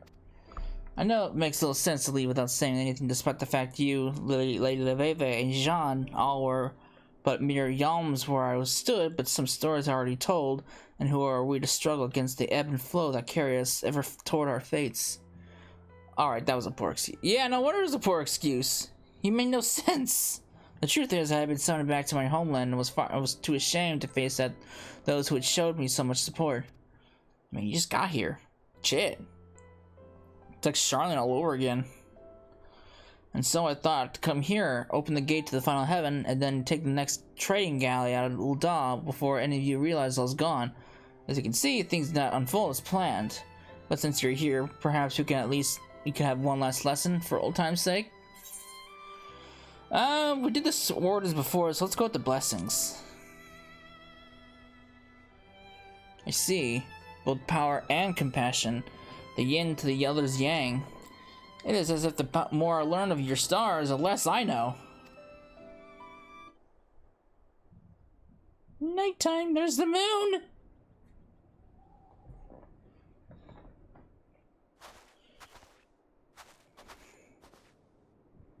To think this may be the last I receive your heavens.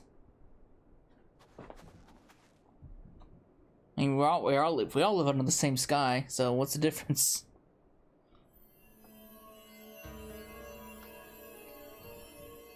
I'm beginning to understand why your people treasure them so. And with the opening of the 6th, I have prepared my mind and soul for the 7th, the final gate that leads to the true dominion of the elements, or so Lady Leveva insists.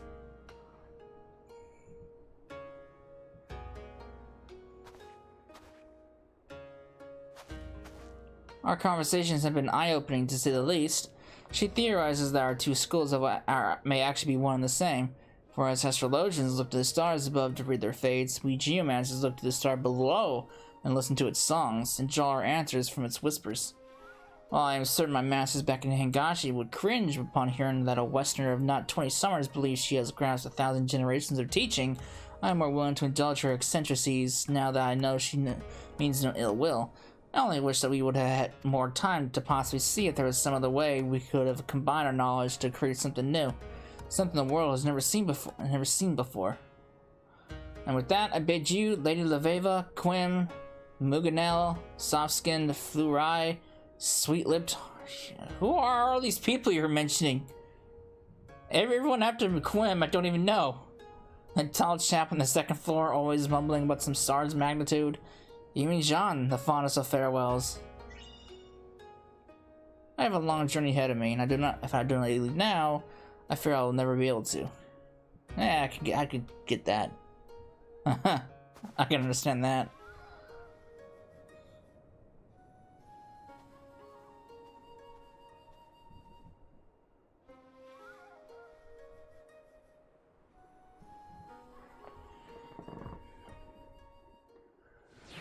Okay.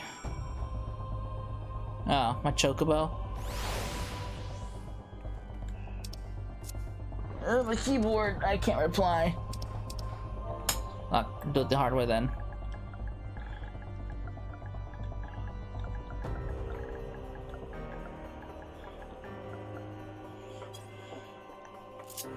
Alright, back to the Athenaeum.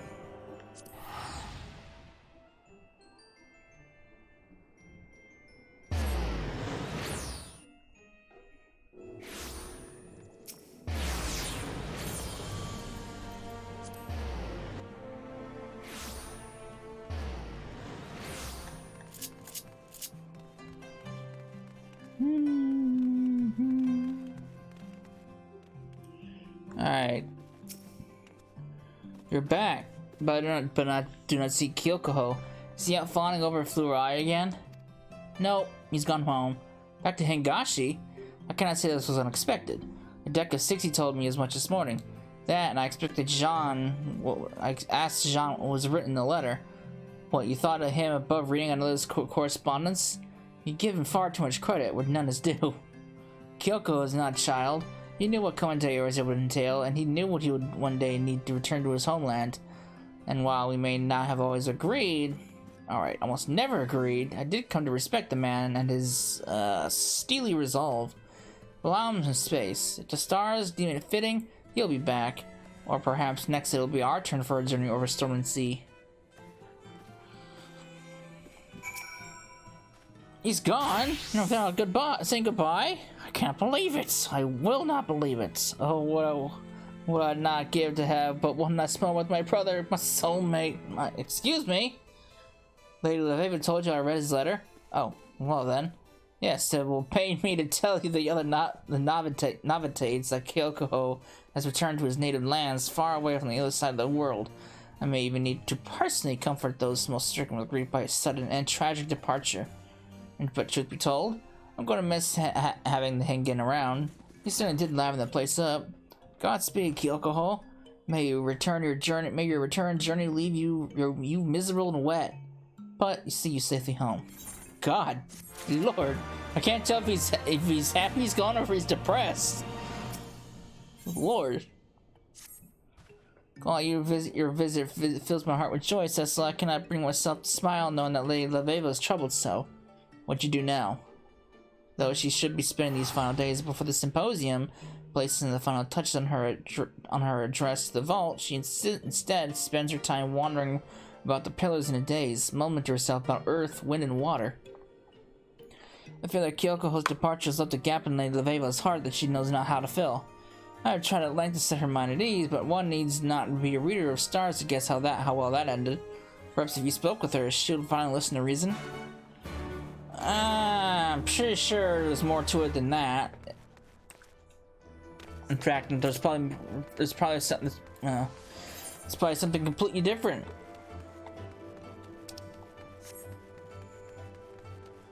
Make it sound like she's, she's missing a lost lover. I don't think that's the case.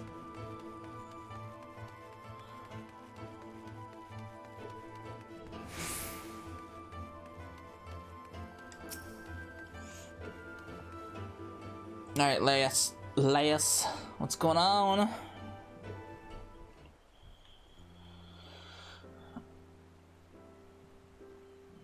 Cecila, to what do I owe the honor?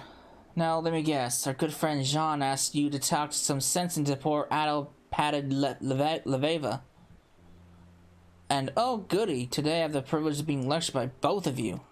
Oh, look who's here. Why, Lady Leveva and Cecila. Imagine finding you two out here this very evening. You sent me out here! Enough of the theatrics, Jean. I know your play here. And as I have told you time and again, I have not forgotten my duty to the Athenaeum or my obligation to the Symposium. I simply need time to think, alone. To which I keep replying, why think alone when you have one of the greatest minds in the realm at your disposal? And Cecila. He thinks very highly of himself. The greatest mind, eh? Then riddle me this. Why are the results of my reading from that day, both Cecila and Kyoko arrived, still weighing on my mind? Why does it feel as if I am missing, or rather misinterpreting, some devilishly important detail? Peace comes, friends are made, dangers pass are trodden, knowledge is gained. Did that not already occur? Kyoko and Cecila both arrive as the Dragon Song War ends. Cecila saves Kyoko from death at Steel Vigil, and knowledge of geomancy is shared with the Athenaeum. Yes, but what if the coming destruction told by the inverted spire was not the incident at the Citadel, but something else? Something far more grave.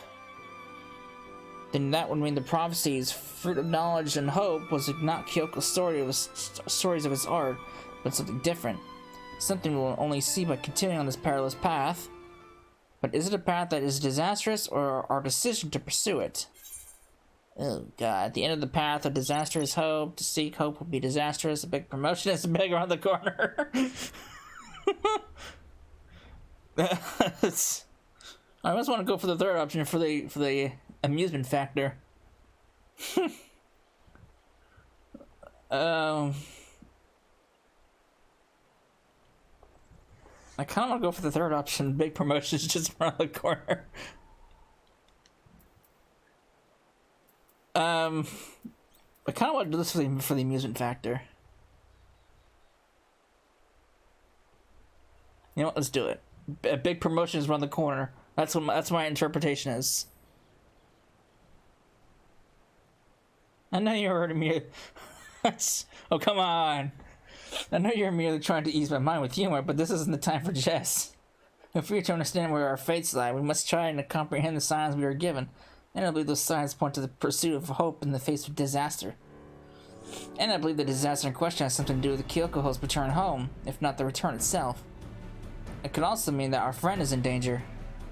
I see where you're going with this, and why I loved our red-robed ruckus rouser as much as anyone, excepting Fluoride, perhaps.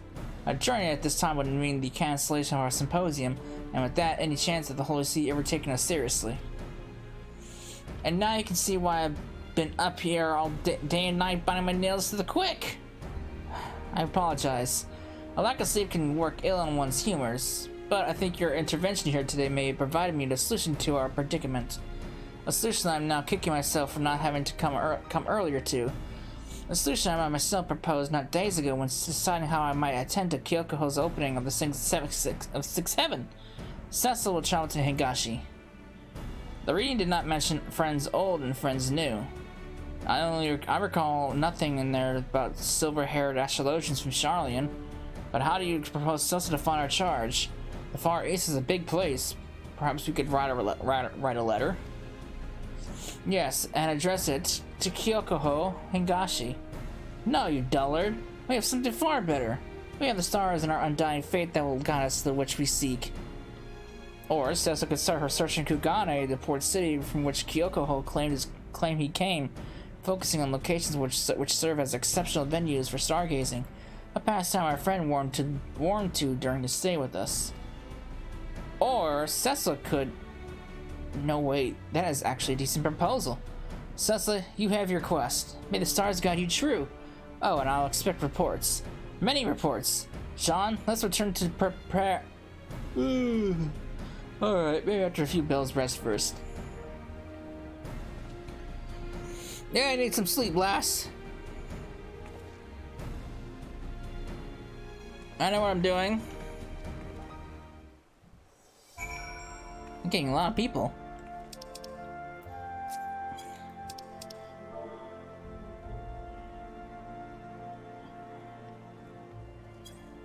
Alright, Kugane. God damn, I haven't actually been to Kugane in a while.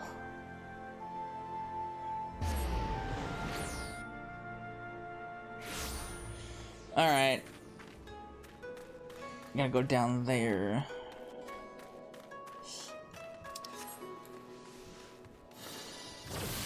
There's one.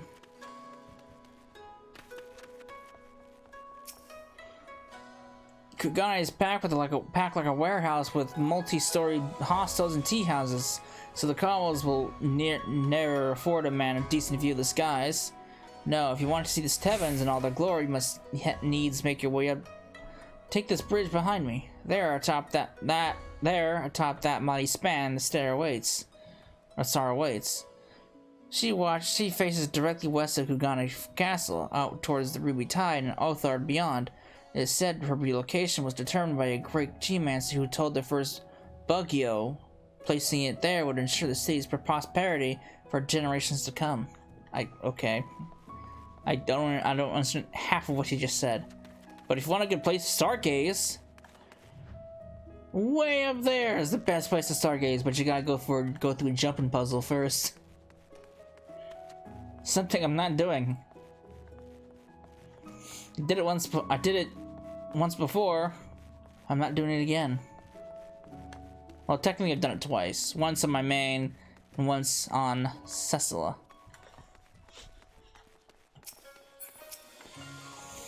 And if it is the stars you seek, then you need only look up. but if it is a fool you seek, one who calls him a master of wind and water, when in fact he is nothing more than a cheat, a liar, and a disgrace to our noble profession, then perhaps you might find the rat where all rats hide, near the piers. You look like geomancers, because you're brown!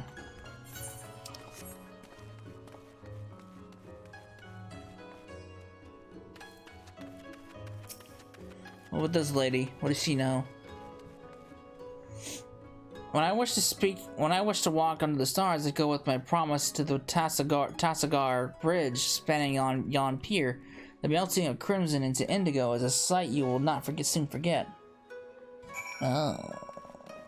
You're the second person to recommend the bridge, so let's check out the bridge.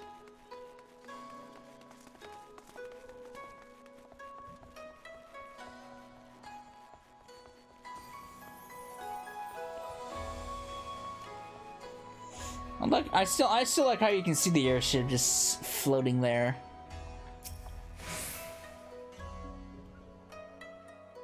The Prima Vista.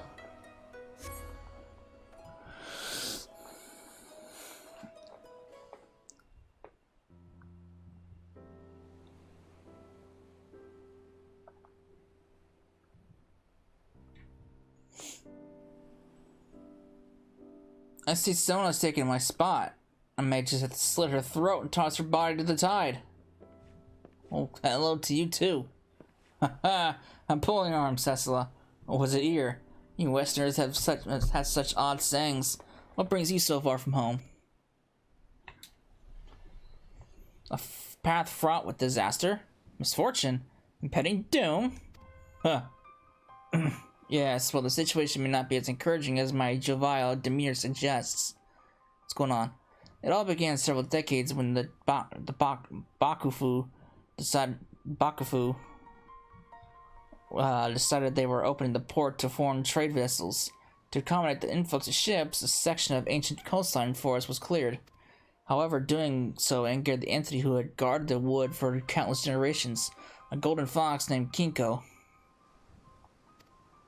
A great battle ensued, but claws and fangs were no match for cold steel. Kinko was slain, and the new port completed.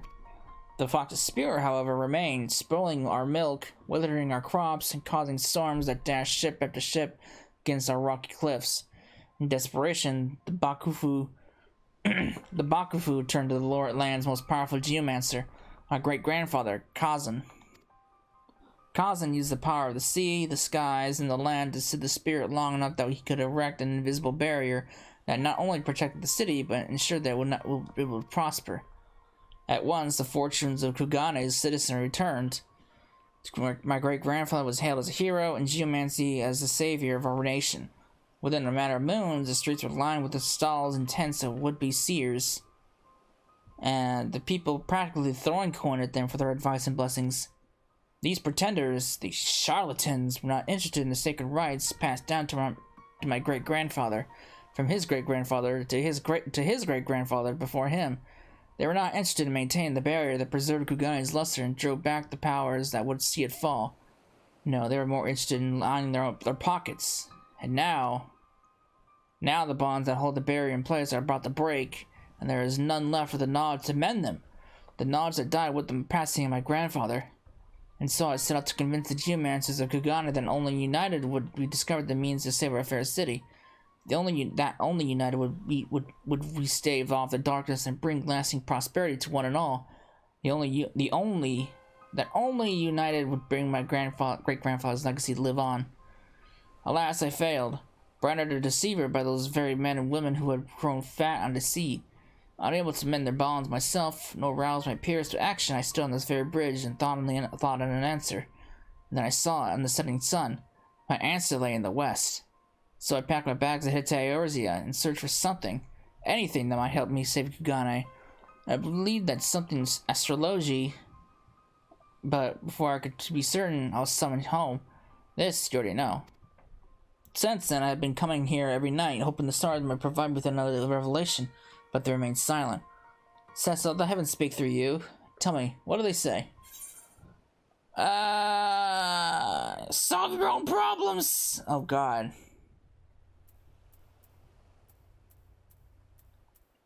Well, geomancy's not the key. Let's try astrology. That's brilliant. I don't know why I didn't think of it. If there was one thing I learned von Ishgard, it was that Western astrology is in many ways a complement to geomancy. Used together, they might just... Unfortunately, that concept is all I had time to learn before the letter arrived. How to actually harness and wield the power of the stars was a lesson conveniently scheduled for the day after I returned home. But you know all the spells, right? You can help me mend the barrier. Aha! I did it, great-grandfather. I found a way to make things right. Well then, we have no time to lose. My great-grandfather created his barrier by anchoring the energies of wind, water, and earth to 4 shrines located at the north, east, south, and west ends of the city. It is there the bonds must be repaired. We shall begin with the nearby westerly shrine at the short pier. Alright. Time to fix some barriers. Oh, there's a thing here. Are we gonna get stopped? This is one of the shrines of which I spoke. It may not look like much, but if it were to be destroyed, the entire city would be overrun with large testicled raccoon dogs and flying flying rainbow cats, or possibly just angry spirits. My plan is simple. If I'm correct, the strongest barrier the stars can create is through the use of aspected benefique, while under the influence of the nocturnal sect. We shall wait until nightfall to perform the rite, for the last thing we need is a drunken Ronin breaking your concentration. Alright. So we're going with nocturnal this time.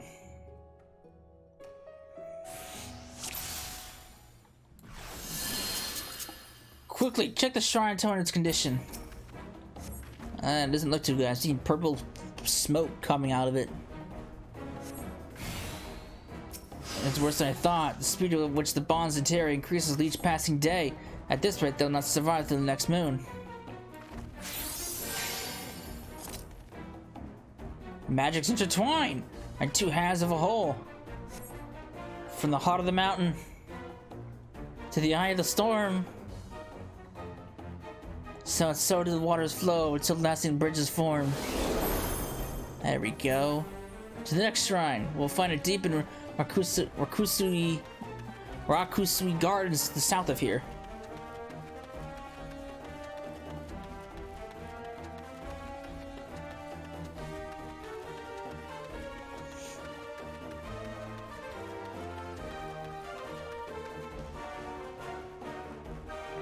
So what's confrontation about this whole instance?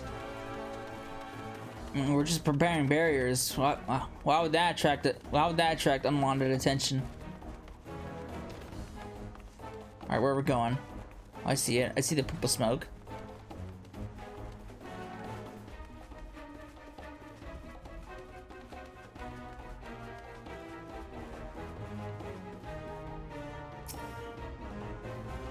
You know what to do. Attune to the shrine to determine the extent of the bond's damage. Evil spirits! Servants of the Fox? Our meeting of the first westerly bond must have alerted her presence.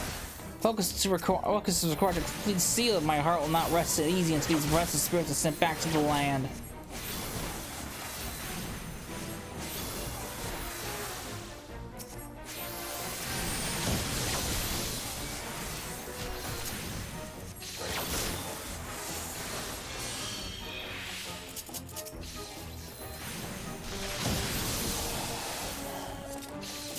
Now, set still before more are summoned.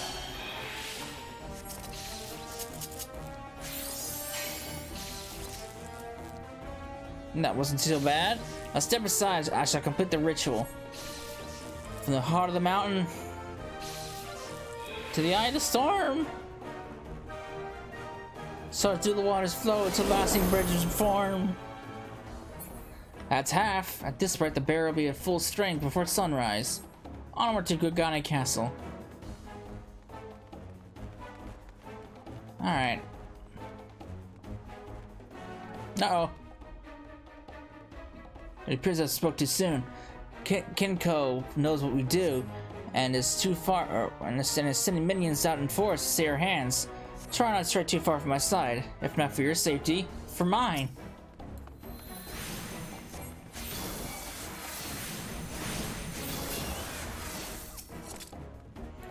I'm not afraid of floating spirits.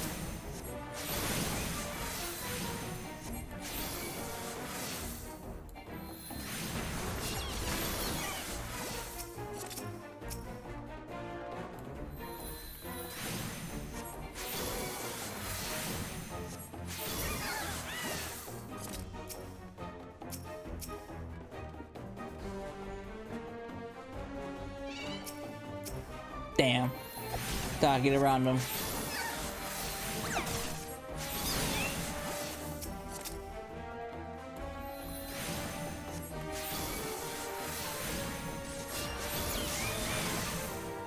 Got spectators.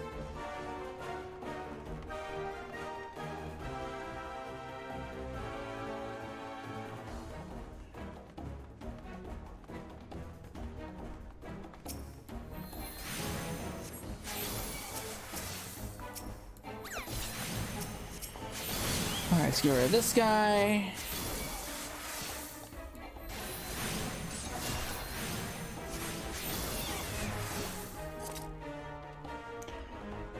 Then grab the shrine.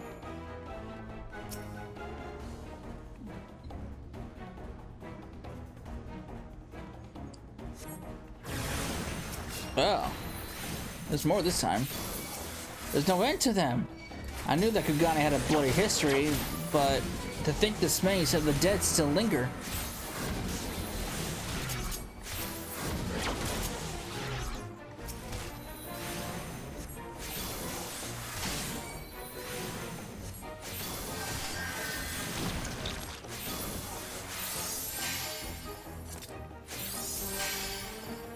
Alright, so let's put the storm behind us. Be my eyes, friend. I must concentrate on the anchor. Alright, you're good.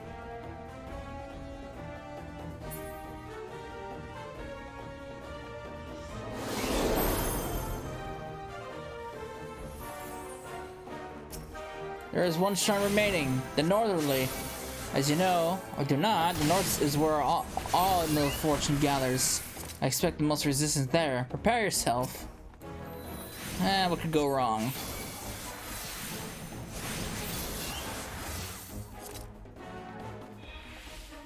Whoa. What's happening here? Are you protecting from the evil spirits? I'll leave you to it.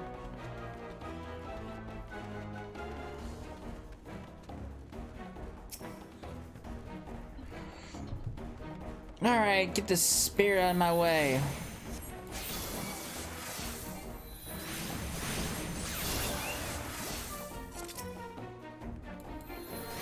So many people are afraid of ghosts.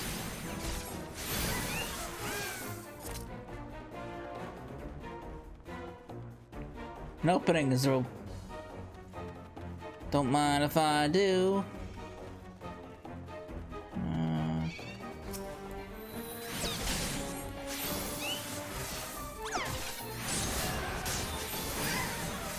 All right.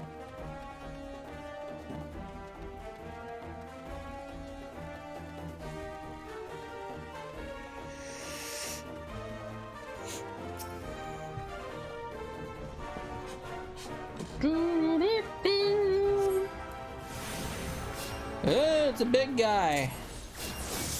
Away, foulness in the dark. It doesn't hurt to try, does it? Just look out. He gave it a good effort.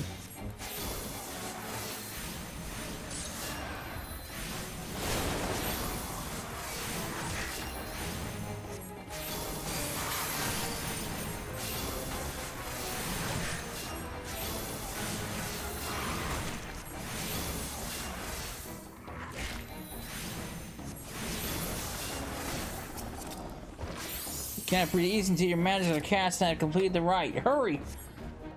Deep breath, Kyoko. You can do this.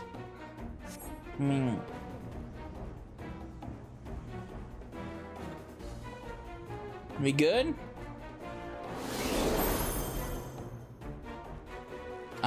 We did it. We strengthened my great grandfather's barrier and thwarted the golden fox. Sweet. Victory is achieved.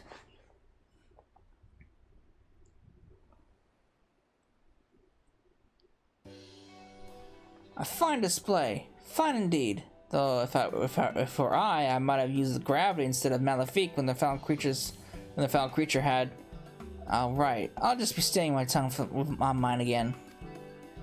Kyoko, I was told there was spirits in the streets, and you arrived just as they are vanquished. How fortunate! Yes, Master Murakumo. The bonds are made strong with Western magics. And a little shoulder grease, or was it knuckle grease? Cecila? Western magics? Then this Aijin lady is none other. And wait until you see the reinforced bonds. The energy is twisted together with ours like sun and moon, like darkness and light. There is one, Master. And I was right to summon you home. Pardon my intrusion, traveler. I am Murakumo, second pupil of the Great Kazan, and instructor to young Kyoko. But with Kugane safe, I can now return to Ishgard to complete my training as an astrologian. Huzzah! Absolutely not. While you have been at the weakened bonds for now, the flaw in them remains. Unless you expect your friend here to remain in Kugane for the remainder of her life, you'll need to find a more permanent solution. In other words, the bonds must be laid anew. But you know as well as I, the secret to laying those bonds died with my grandfather. Not a day goes by that I do not suffer the burden of my ineptitude. Had I shown promise in the art as your grandfather did, perhaps Kazan would have entrusted me with the knowledge as well. But he did not, and now they are both gone. We can lament that which we cannot change, or we can put aside our past failures and seek the path which leads us forward. My master is right. Perhaps there is something in my grandfather's tomes, or perhaps I may still find a way to win over the other geomancers to our cause. There is always hope, is there not?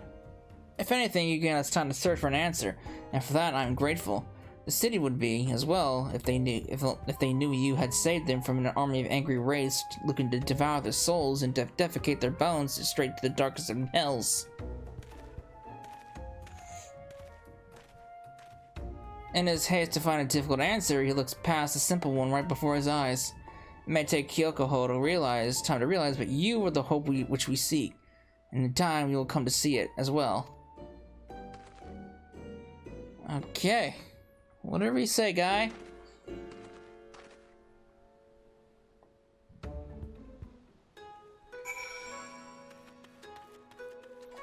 Alright. Where am I going? Way down there. Back to the markets. Joy.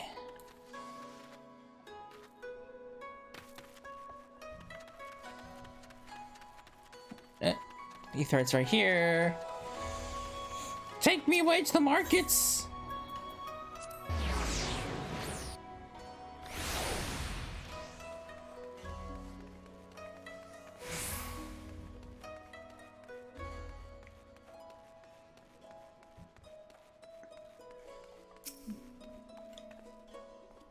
So, I guess this is farewell. Unless that is you're staying. You're staying? She's staying! Master, she's staying! What changed your mind? No, don't tell me. Knowing that you will be here with me and Master Mirakumo was enough. I was beginning to worry that I would do the same. What I would do next when the city was invaded by Kenko's minions. The Master can barely make his way out of the privy each morning, let alone battle bloodlusting specters. Now that you mention it, this all reminds me of that reading Lady Laveva conducted the morning I arrived at the observatory. Something about friendly paths lined with dangerous fruits, brushes winding their way to hope. Good the stars should have predicted all this. If so, I'm impressed. I will need to think more on this issue. Until then, I might suggest you continue to refine with your art here in the scenic Hingashi. You'll find our beast just as formidable as yours in the West, if not doubly so. I have some good news and some bad news, Cecil. The bad news is a 37th reading of my great-grandfather's tomes failed to reveal anything about the bonds the previous 36 readings had not. The good news, if you can call it that, is that we did discover where my Grandmaster Kazan conducted his training when he was a youth. How does this help us? Good question. I'm still not completely certain myself, but it is more than we had the last time you were here, and an ounce of hope is better than none at all. So, what do you say, friend? Are you up for a journey across the Ruby Sea? Ha! I knew you couldn't turn me down. Still, the road ahead won't be easy. Yangsha is large, and the scars of war run deep along the Gensui chain. It may not be that which might have helped us has already been claimed by Flame. We'll just have to place faith in our fortunes and hope that God is true.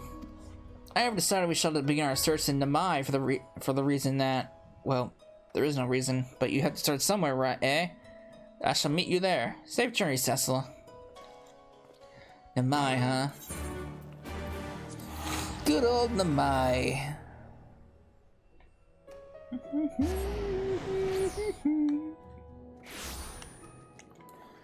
Alright. What's this guy doing? Promoting something? Oh.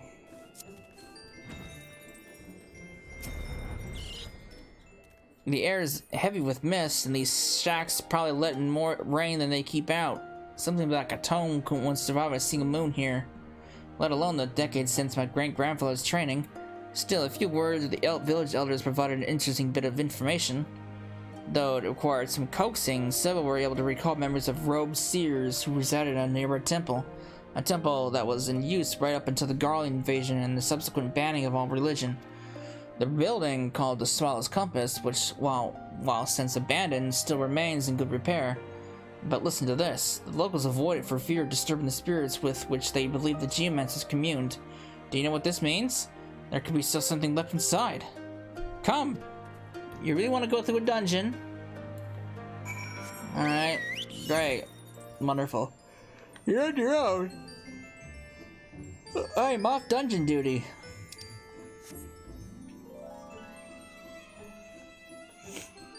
I did not sign up to be part of a dungeon run. This is not what I signed up for!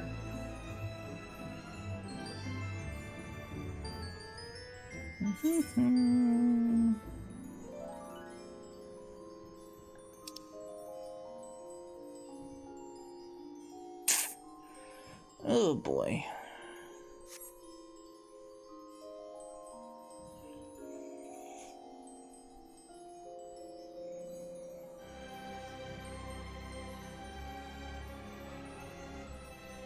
Alright.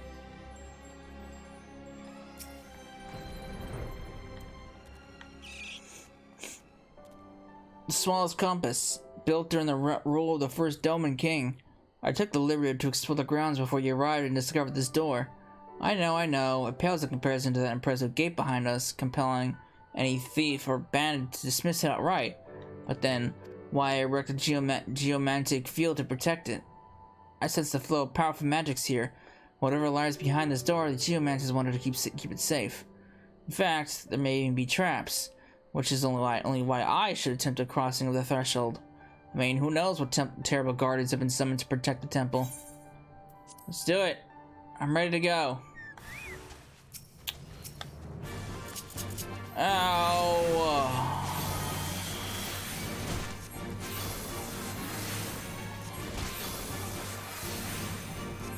Be gone, guardians!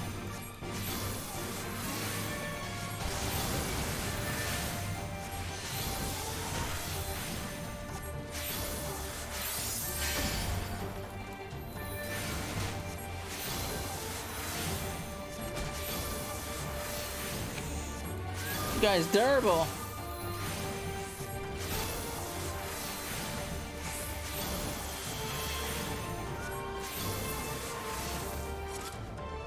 Alright, sir. Are you done messing with that door? Well, I guess now we know what terrible guardians were summoned to protect the temple. Well, you'll also be happy to hear I was able to temporarily nullify the barrier, granting access to the chamber beyond. As there may be more traps, I ask that you wait out here to deal with them for me. Just kidding. Yeah, you better hope you're kidding. I've already checked. There are no more traps. Probably. Alright, what's in this place? Oh, I don't get to see it? Lame. Fortune's with us, Cecil. The scrolls were intact, the barrier having protected them from both the elements and the thieves. It took some searching, but I believe I was able to locate several with that touch upon the laying of geomantic bonds. At least I think I was able to. The script in these scrolls is old and faded, not to mention written in a hand far beyond my comprehension. Luckily, Master Mirakumo is almost as ancient as the tomes, and should have little difficulty prizing out their secrets. Decanters or 6 of hot sake, and he'll warm to the task. Ha! I'll see you back at the Shiokaze Hostery. Cecil, I'll even send you a cup.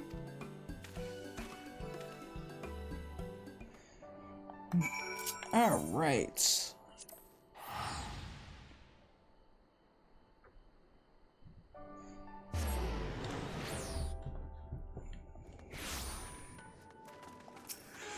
Back to the markets.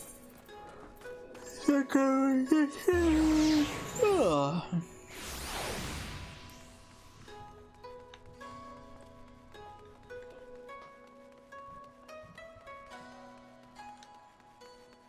going the wrong way. Where am I going? Oh. I went the wrong way. I was expecting the markets. It helps if I actually looked at the map. Would have helped, right?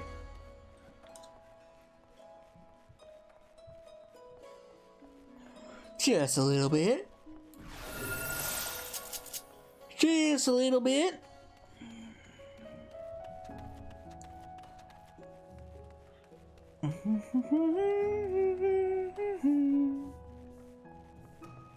Actually, while I'm here, can I? Yes, I can get this unlocked. I won't use these levies, but get this off my map. There we go. Sweet! Another red check mark off my map.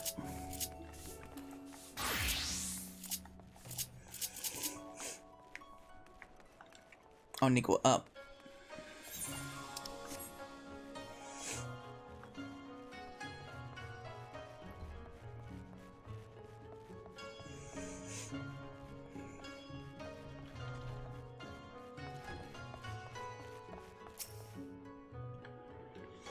Alright, guy.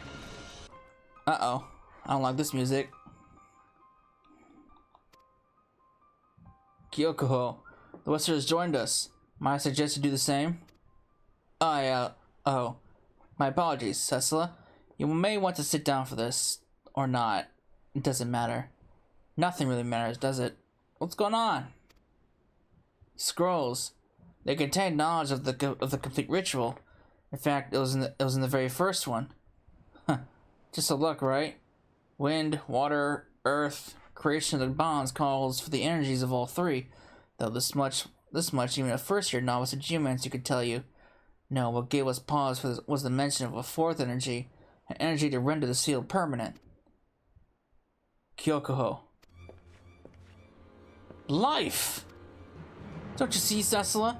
They spilled living blood to complete the ritual. They damned the soul to an eternity without peace so that their magic would not fade. I now understand why Grandmaster Kazan left no notes on the rites. He did not wish this knowledge to fall in the wrong hands. And because he never performed the rites himself, the bonds anchoring the barrier around Kugane were never completed. And that is why they require constant attention. No blood was spilled to make them everlasting.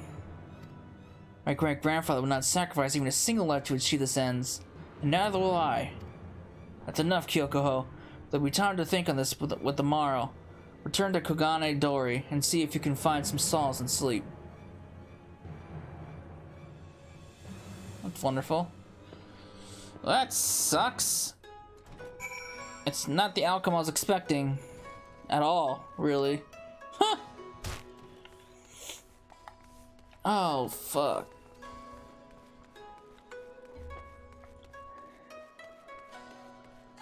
What kind of ritual is this? I want my money back. I want my time back.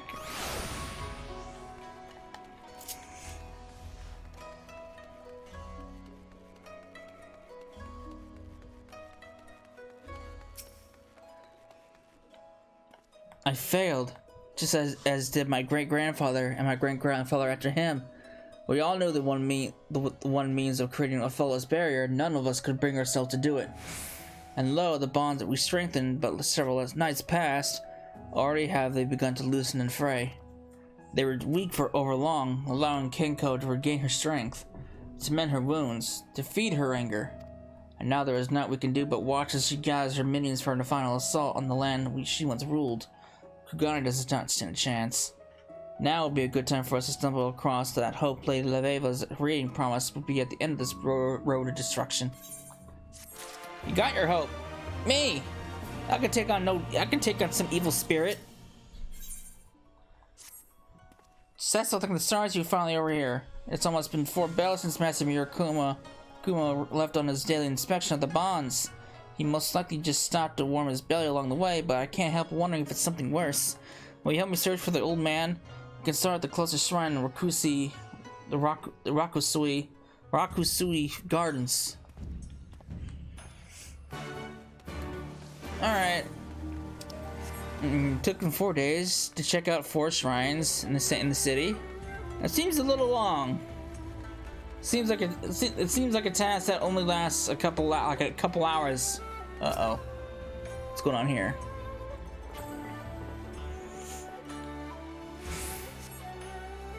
Well, any side of him.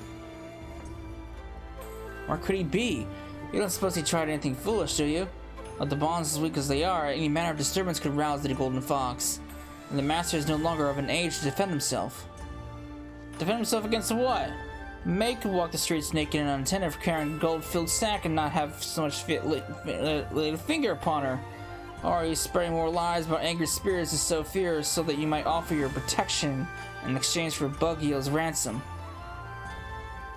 I've done no such thing. I've rather bid my fellow geomancers to aid the city in time of need. Not once have I asked compensation for what I seek. If anything, it is you who seek to prey on the citizens' ignorance. Ha! So says the talentless hack who waves his great-grandfather's name around like he does his member. Your lies are growing stale, Kyokoho. Continue spouting them, and not only do you sully our craft, but the very legacy of Grandmaster Kazan. What would he say to this nonsense? Are you even listening to me? Why does no one listen to me?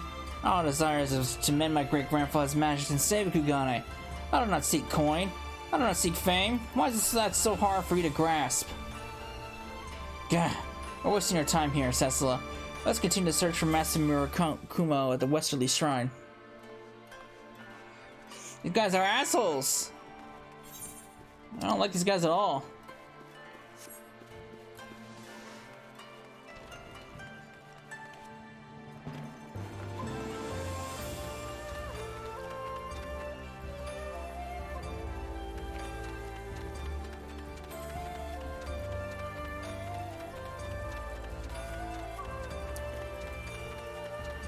Uh-oh, there he is. Old man.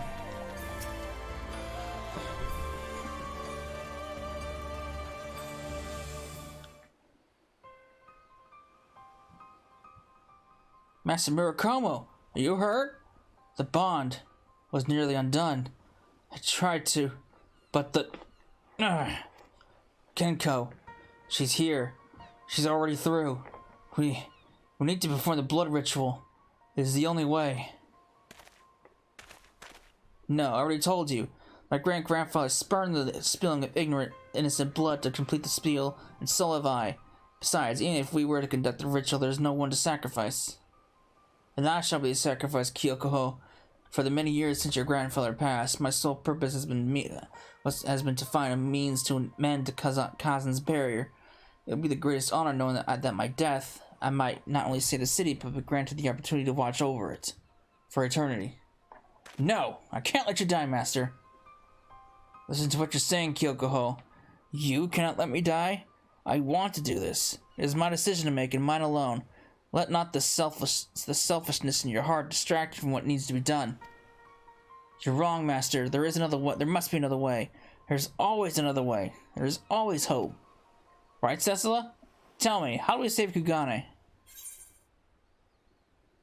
Use astrology. Stop focusing on the bonds and look to the fox. What do you mean, Cecila? What she means? Well, look who's decided to show up. I'll tell you exactly what she means. Lady Leveva, how did you... Why did you... Lady Leveva?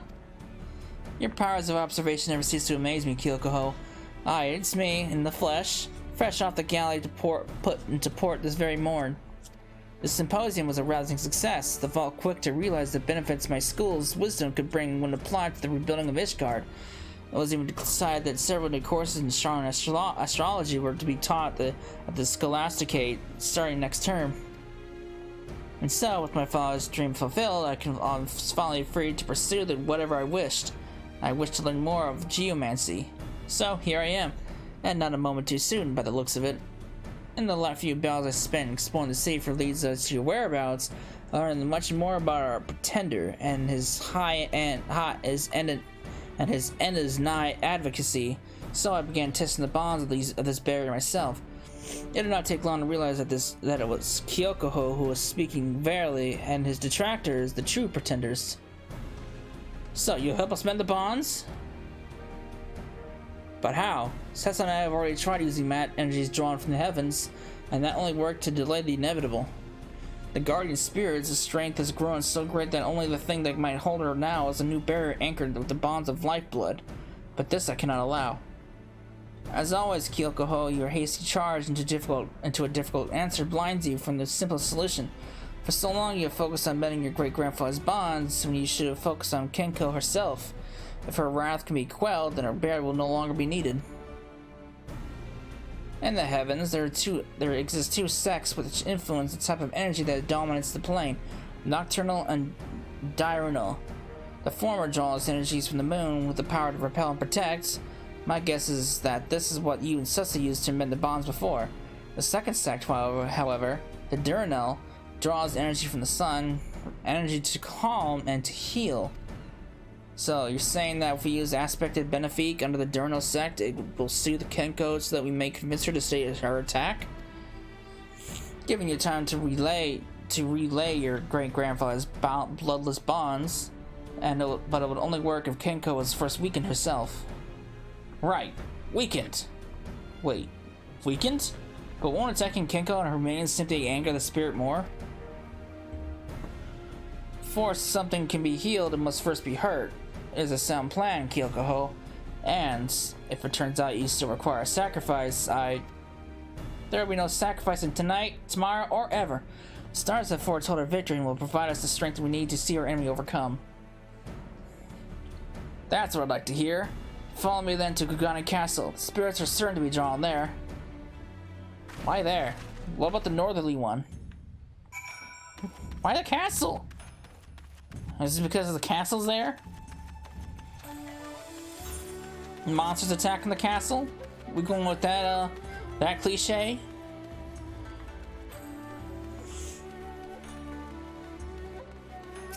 Alright. I guess the...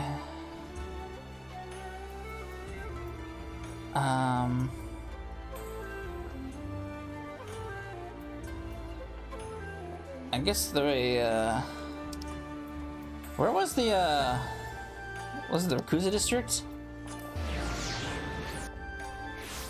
No. What is this place? The Ruby Bazaar, that's what it is.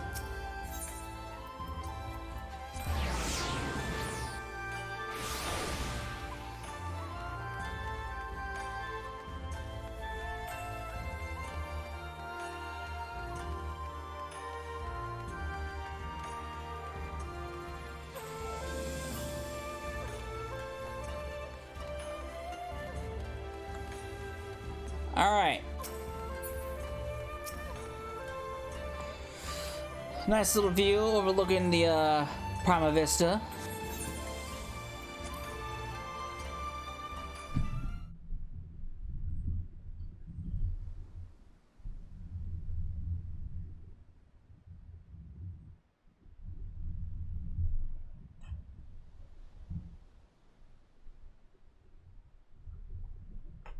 Alright, so where's this fox at? Uh-oh. Screams of terror! And loud footsteps. The very hells have opened! Who will save us? Oh.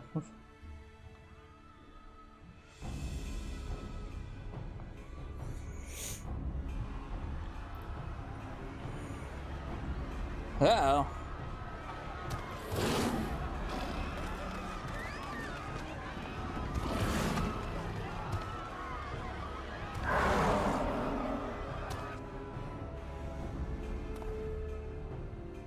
Tenkanto? We just walked up all those steps for all the steps for Final Showdown at Kugane Castle, and now we have to walk all the way back down to 10. Right, mouth shut. Kenko will just seek to draw our attention away from her by sowing chaos in the streets. Kyoko, you focus your energy on the fox. Sounds like you make a swift work of her angry supplicants. I shall provide you both with support from the rear.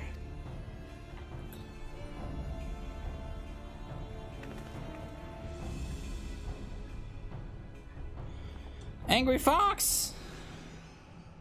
Or angry wolf. This looks like a wolf than a fox. Looks like very demented Finmer. Kenko's attacking the people of Kugane. We have to save them. Do I really have to save these assholes? Can't I just let them die? Fine. The fires of the land hearkens me. Tonight shall be a reckoning. She flees! We can use this time to deal with the Kenko's thralls before giving chase.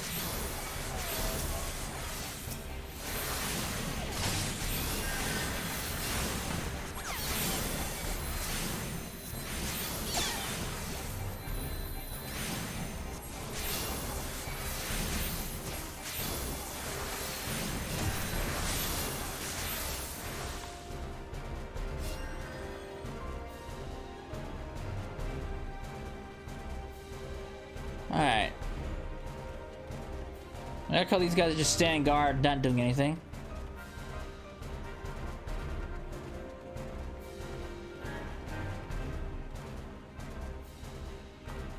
So, where do we go?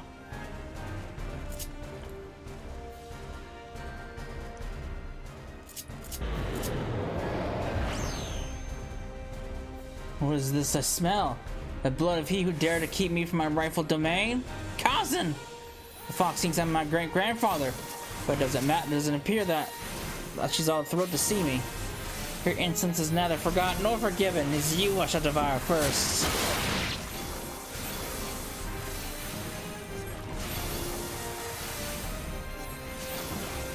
I'm not afraid of no fox. For too long have I suffered the likes of man. Hurry, you must not afford her time to heal her wounds.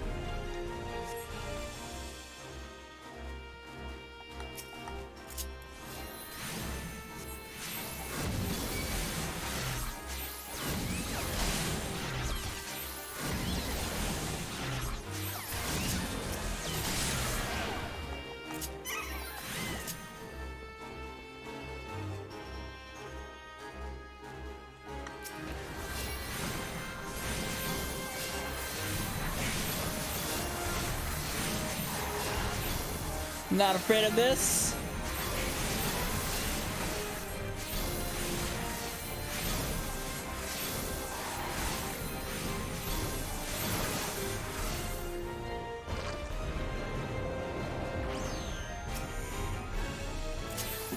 You will pay, all of you.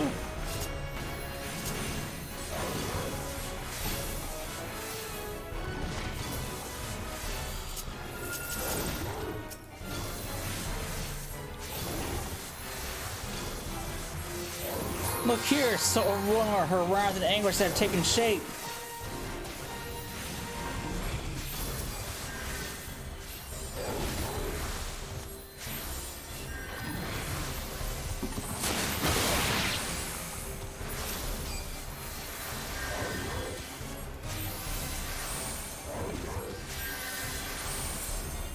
It's light, it's warmth.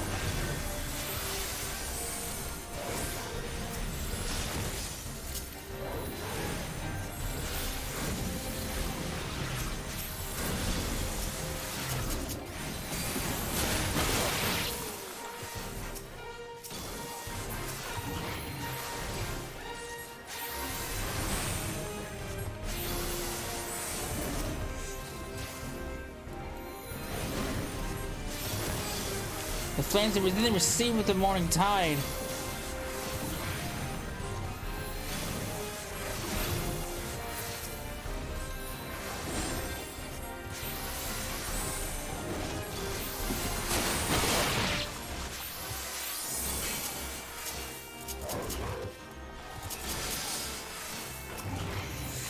Alright, wolf, it's over. I don't care, you look like a wolf more than a fox.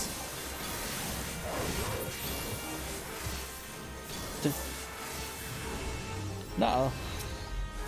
Her anger is quelled and we must soothe her very soul.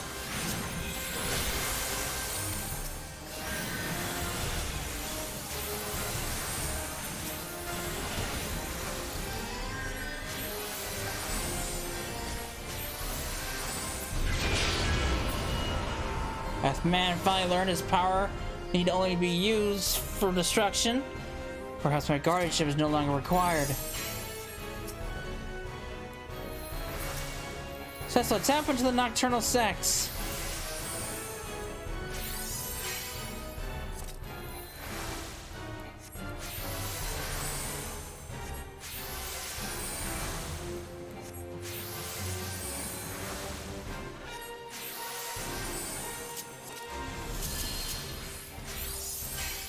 There we go.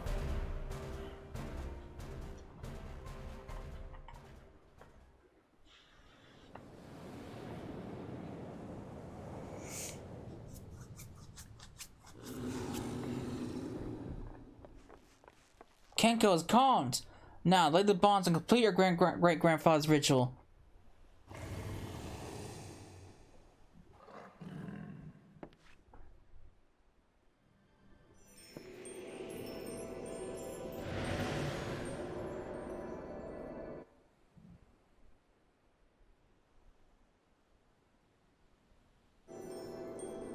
May the rivers of heaven and earth, wind and water flow together as one. May their currents cleanse this land of its impurities and seed it ever guarded.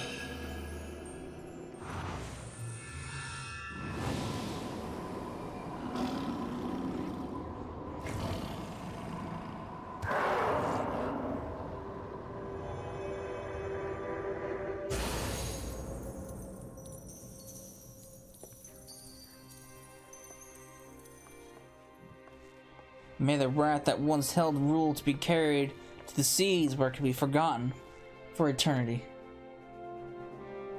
And it is done. Together we have saved Kugane, and with it torn down the walls that separate our two schools. This will be a day long remembered. The day of new hope was born.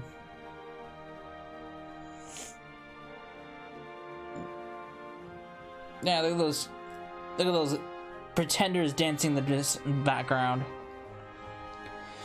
Maybe they will turn over a new leaf.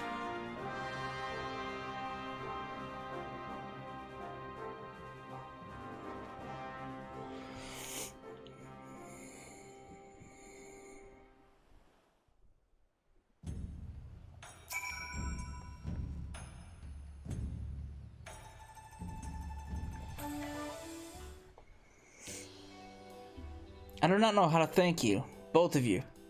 Normally I would say that this is uncharacteristic display of humility is more than enough to thanks, but I still require one thing to return for my assistance. I promise that this is not the end. Of course it's not the end. This is just the beginning. A new beginning for both geomancy and astrology. There's so much to be done.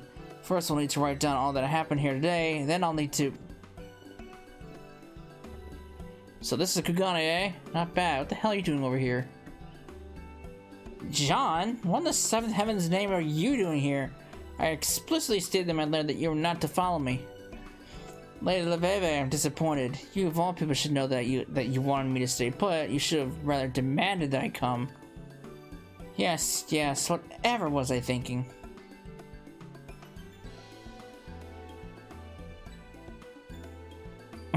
May I say that I'm honored to have before me the foremost authorities on astrology.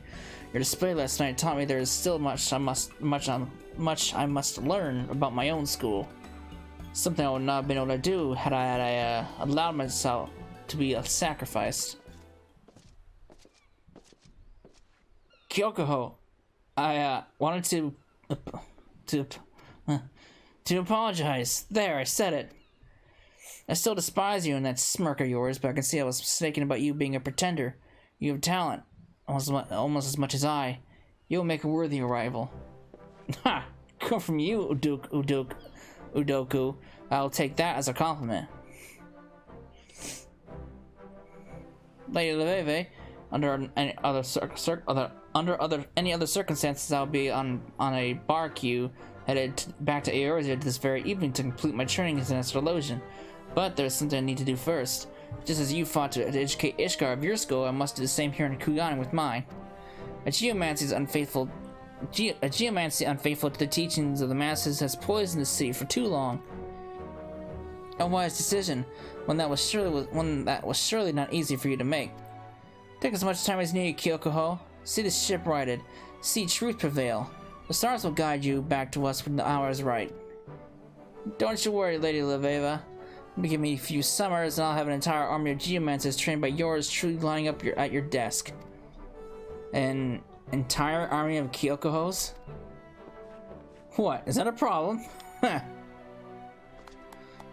Oh boy. Oh, happy endings all around.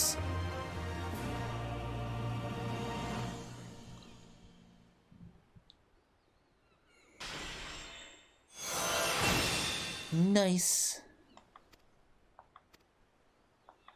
Goody goody. Oh boy, and that is the level 60 through 70 job quests. So, once I am level 80, we'll be back to do the final one for Astrologian. So, yeah.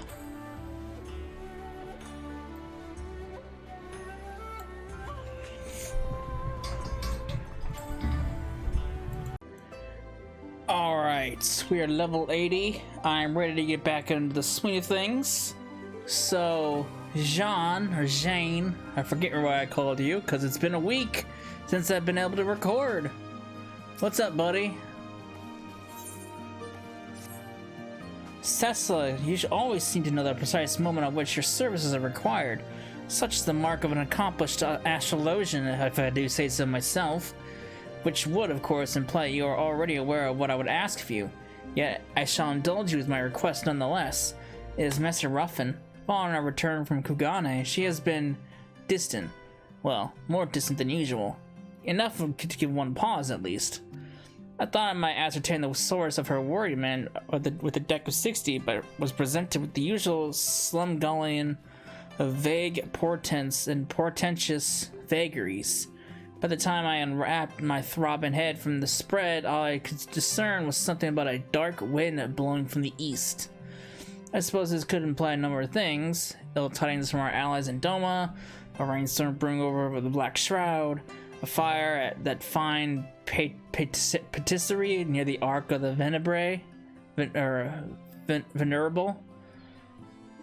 Why, I suppose even you could be the dark wind. No. Right. No, simply say, I am worried about our companion, and I'm at a loss as to how I might help her. Leveva has always been spending much of her days up at the last vigil, staring blankly out at the sea of clouds. I've attempted to speak with her, but the lady is about as receptive to my concerns as one might expect. Perhaps, though, she would prove more forthcoming with her starred pupil.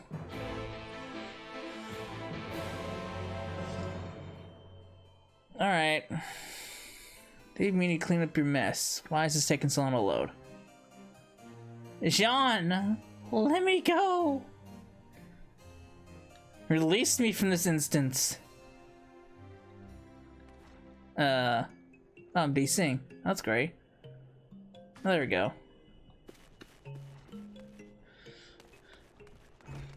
Man, PS5's not too thrilled that I was gone for a week either. Clearly.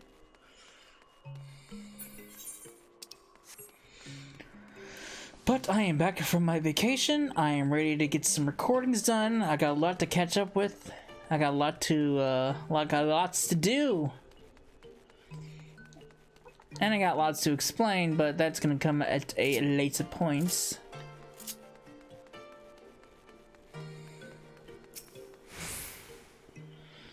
I never worked, and I was a fool to think. What's going on? Oh, Cecily, just the woman I wanted to see. Might you remember our good friend? Might you remember Kyoko? Lanky fellow, disheveled hair, somewhat capable in the geomantic arts? Well, it appears his travels will be bringing him once again to Ishgard. Seeing as he has provided me with a wealth of valuable insight into his discipline, the least I could do would be to greet him upon his arrival. Unfortunately, I must see to some unfinished affairs near the architects. Would it be too much for you to ask for you to visit the Aetherite Plaza in my stead? I shall catch up with both of you later at the Athenaeum Astrologium. God, I still can't say that name a week later. It'd be easier if I just do that.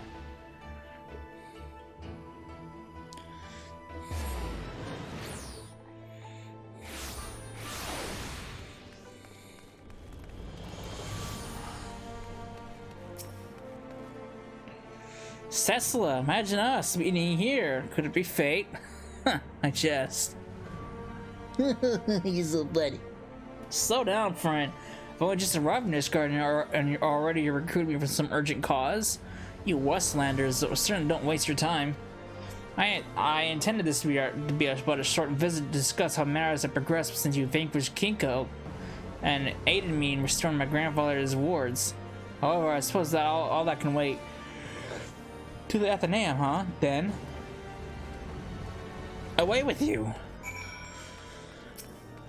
Oh, what be gone?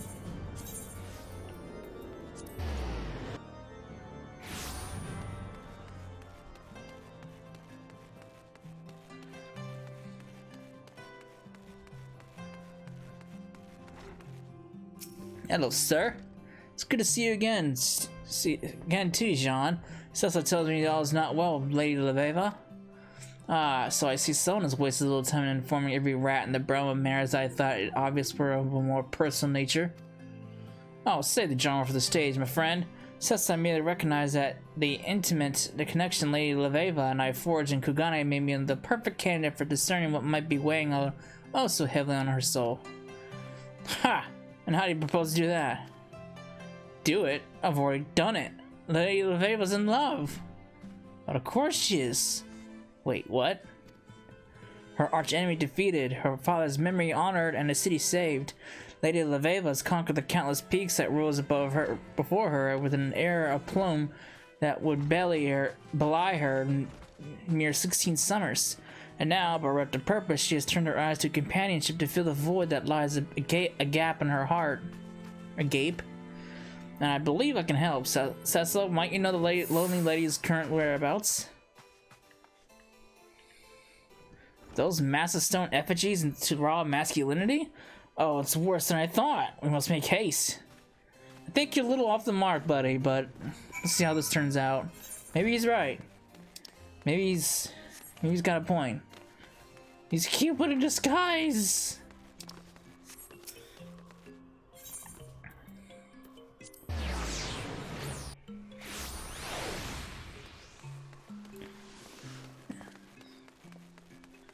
Alright. I'll tell you what, it's great to be back on the PS5. PC, yeah. I didn't really have a good time playing on the PC.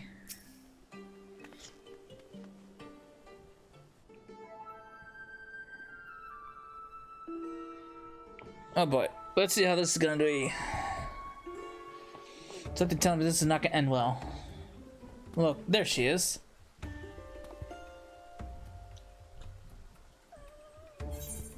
Indeed, there she is. And then why are we here?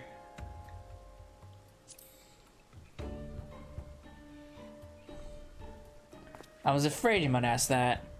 What do you think we should do? I thought you had the answers.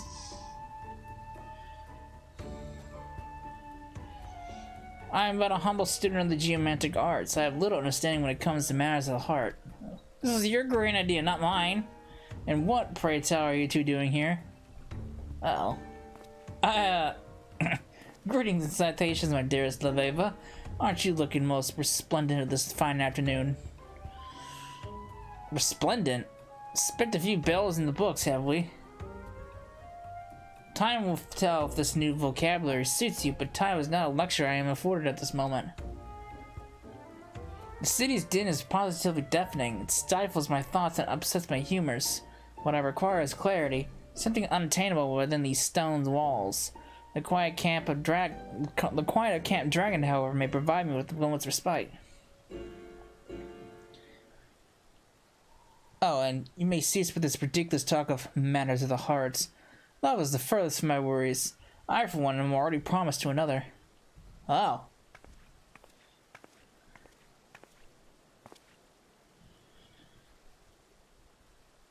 Ow.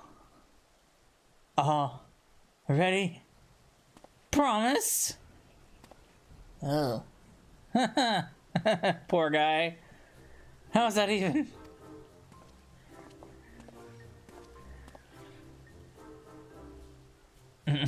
Kyoko, there's no need to kneel in my presence. Did I miss anything?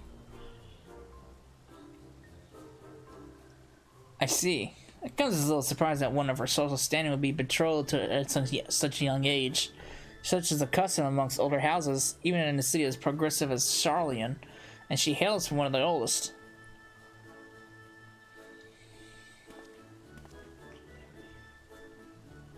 Poor guy. He never... I suppose it's just that Kyoko, whether the vim and vigor from our conversation earlier, and all this upon here learning Lady Laveva is to be married, a more astute observant might presume a certain emotional attachment to our young protege. But that would be ludicrous. I, for one, know that good that Kyoko's feelings towards Lady Laveva are not but those of admiration for her skill at the astromantic arts. So, let's return to the task at hand. We still do not know what is weighing down on a lady's fragile heart. And what better way to find out than to ask? A novel idea, don't you think? Asking someone who is what is troubling them rather than assuming, without having actually spoken with them or even seen them for some time, that they're simply longing for amorous relations. Wonderful! Kyoko and I shall return to Athenaeum, where I will make certain he refrains from idle meddlements in any other lives. Huh.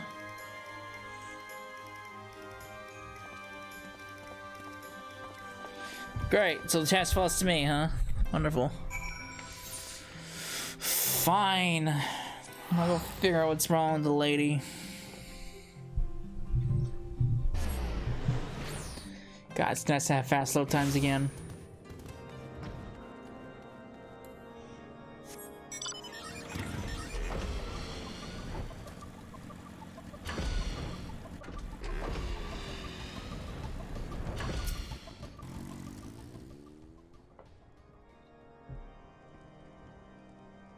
Alright, what's going on, lass? As persistent as always. Fine, you have seen through my ruse. I am not, in fact, promised to another. I simply implied as much to silence Kyoko. Alright, there was a time when I was promised to another. We have my grandfather to thank for that. However, since I am now officially deceased, my assumption is that the arrangement would have been annulled. Not that I shall ever bother to actually confirm this assumption. So what's troubling me? It was not my intention to involve you or Jean, or even Kyoko in such matters. However, the discord of my silence is someone perhaps warrants an explanation. Despite repeated efforts following our recent achievements in Kugane, I have been unable to conceive feasible means of blending the teachings of Shadowbringers astrology with those of Far Eastern geomancy. As Kyoko explained, unlike astrologians look to the stars above to read their fates, geomancers look to the star below and listen to its songs and draw their answers from its whispers. Yet, try as I might, I remain impotent in tapping the land's puissance. I've spent my life attuning to the slight variations in the ether of distant stars, so much so that when I look to Heidelin and her ether, I am overwhelmed by its potency. Its glow, you could say. Think of it as trying to open one of the gates, heaven's gates in a world of everlasting daylight. Ah, world of everlasting daylight. About that, see, I went to this light that was consumed in light. You visited such a place? The readings were accurate. Exactly where have your adventures taken you, Cecil? Oh, you wouldn't believe me. You wouldn't believe it. I got quite the tale.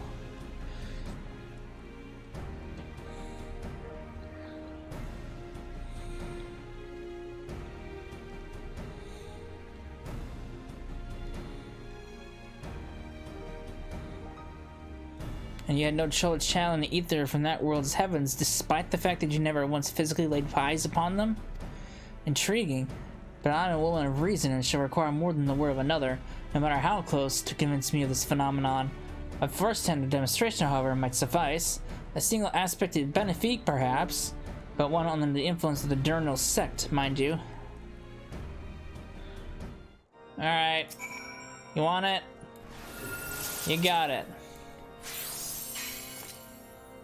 Your faculty for ethereally conversing with celestial bodies both far and near is peerless, a most eloquent display, and one I shall endeavor to learn from. I have committed the most grievous sin of sins by allowing things such as light, distance, and dimension, things that hold no dominion over the realm of ethereal, to prevent me from unbinding my full potential. You, however, helped me realize the error in my ways. I believe now I might continue my studies. Just not here. I am unsure why I thought this place would be a suitable location to ponder my predicament in the first place. Perhaps that was the memories of our first lesson here. Let's hurry back to Athenaeum unless we catch cold. Alright. We can do that. I mean, what's so different about here and the Athenaeum? I mean, it's still cold over in Ishgard too.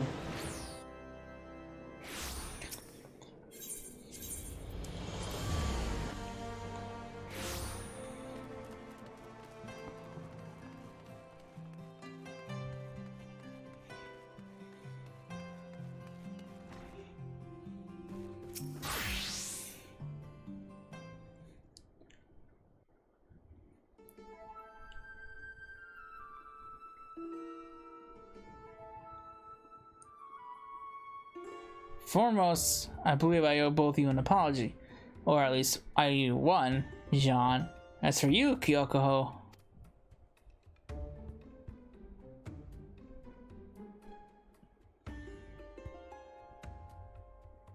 How did you arrive at the ridiculous notion I was somehow languishing in the throes of love? Huh. Yeah, that's all I want to know. When Cecil and Jean mentioned you were not yourself after return from Kugana, I simply assumed that. Huh. Do you dare suggest that we had any hand in this, Kyokoho? You were not a quarter bell on the pillows before you were telling anyone you would listen about that cavernous maw that yawned in the heart of poor lonely Master Ruffin, and how you were to fill it. Lonely? Puh, I'm far from lonely. In fact, I've already promised my heart to another. I thought that you weren't. Of course, I already promised to it. Wait, what? You heard me, and I've never spoken a true word. Jean. Whoever could it be? It is certainly not Cecila, or heavens forfend, Kyokoho. I don't think she swings that way.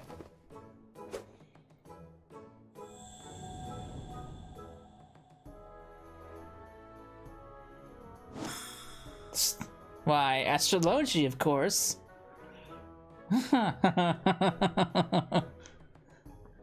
Oh boy.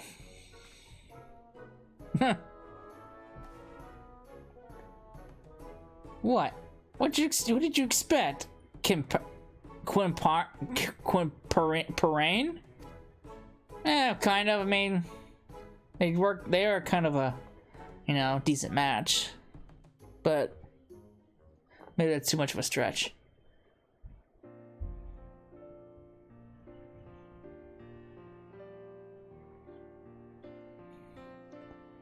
I suppose you're wondering what brought me to Ishgard in the first place. It most certainly wasn't to ruffle Master Ruffin's feathers, though it seems I have succeeded in that nonetheless. Our triumph over Kenko, having restored the people of Kugane's faith in geomancy, it was not long before a gaggle of eager mages were clamoring at my door, seeking guidance in the art of wind and water. To accommodate, I transformed my grandfather's study into a place where I might train those who are willing to invest the time and effort necessary to become masters. Which reminds me, my students are likely wondering where their sensei is. Farewell, Cecila.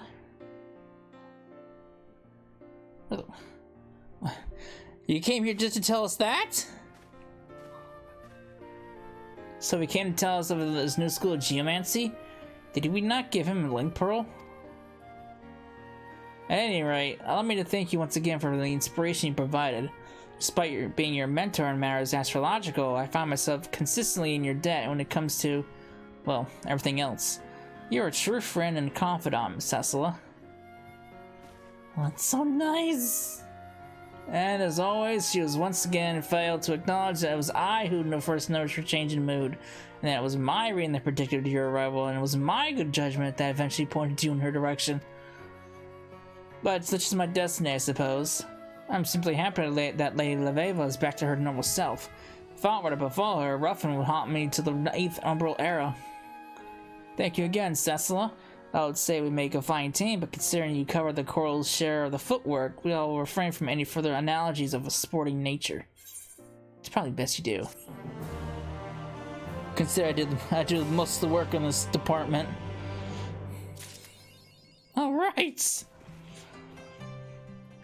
That is the end of the levels 50 through 80 Astrologian questline.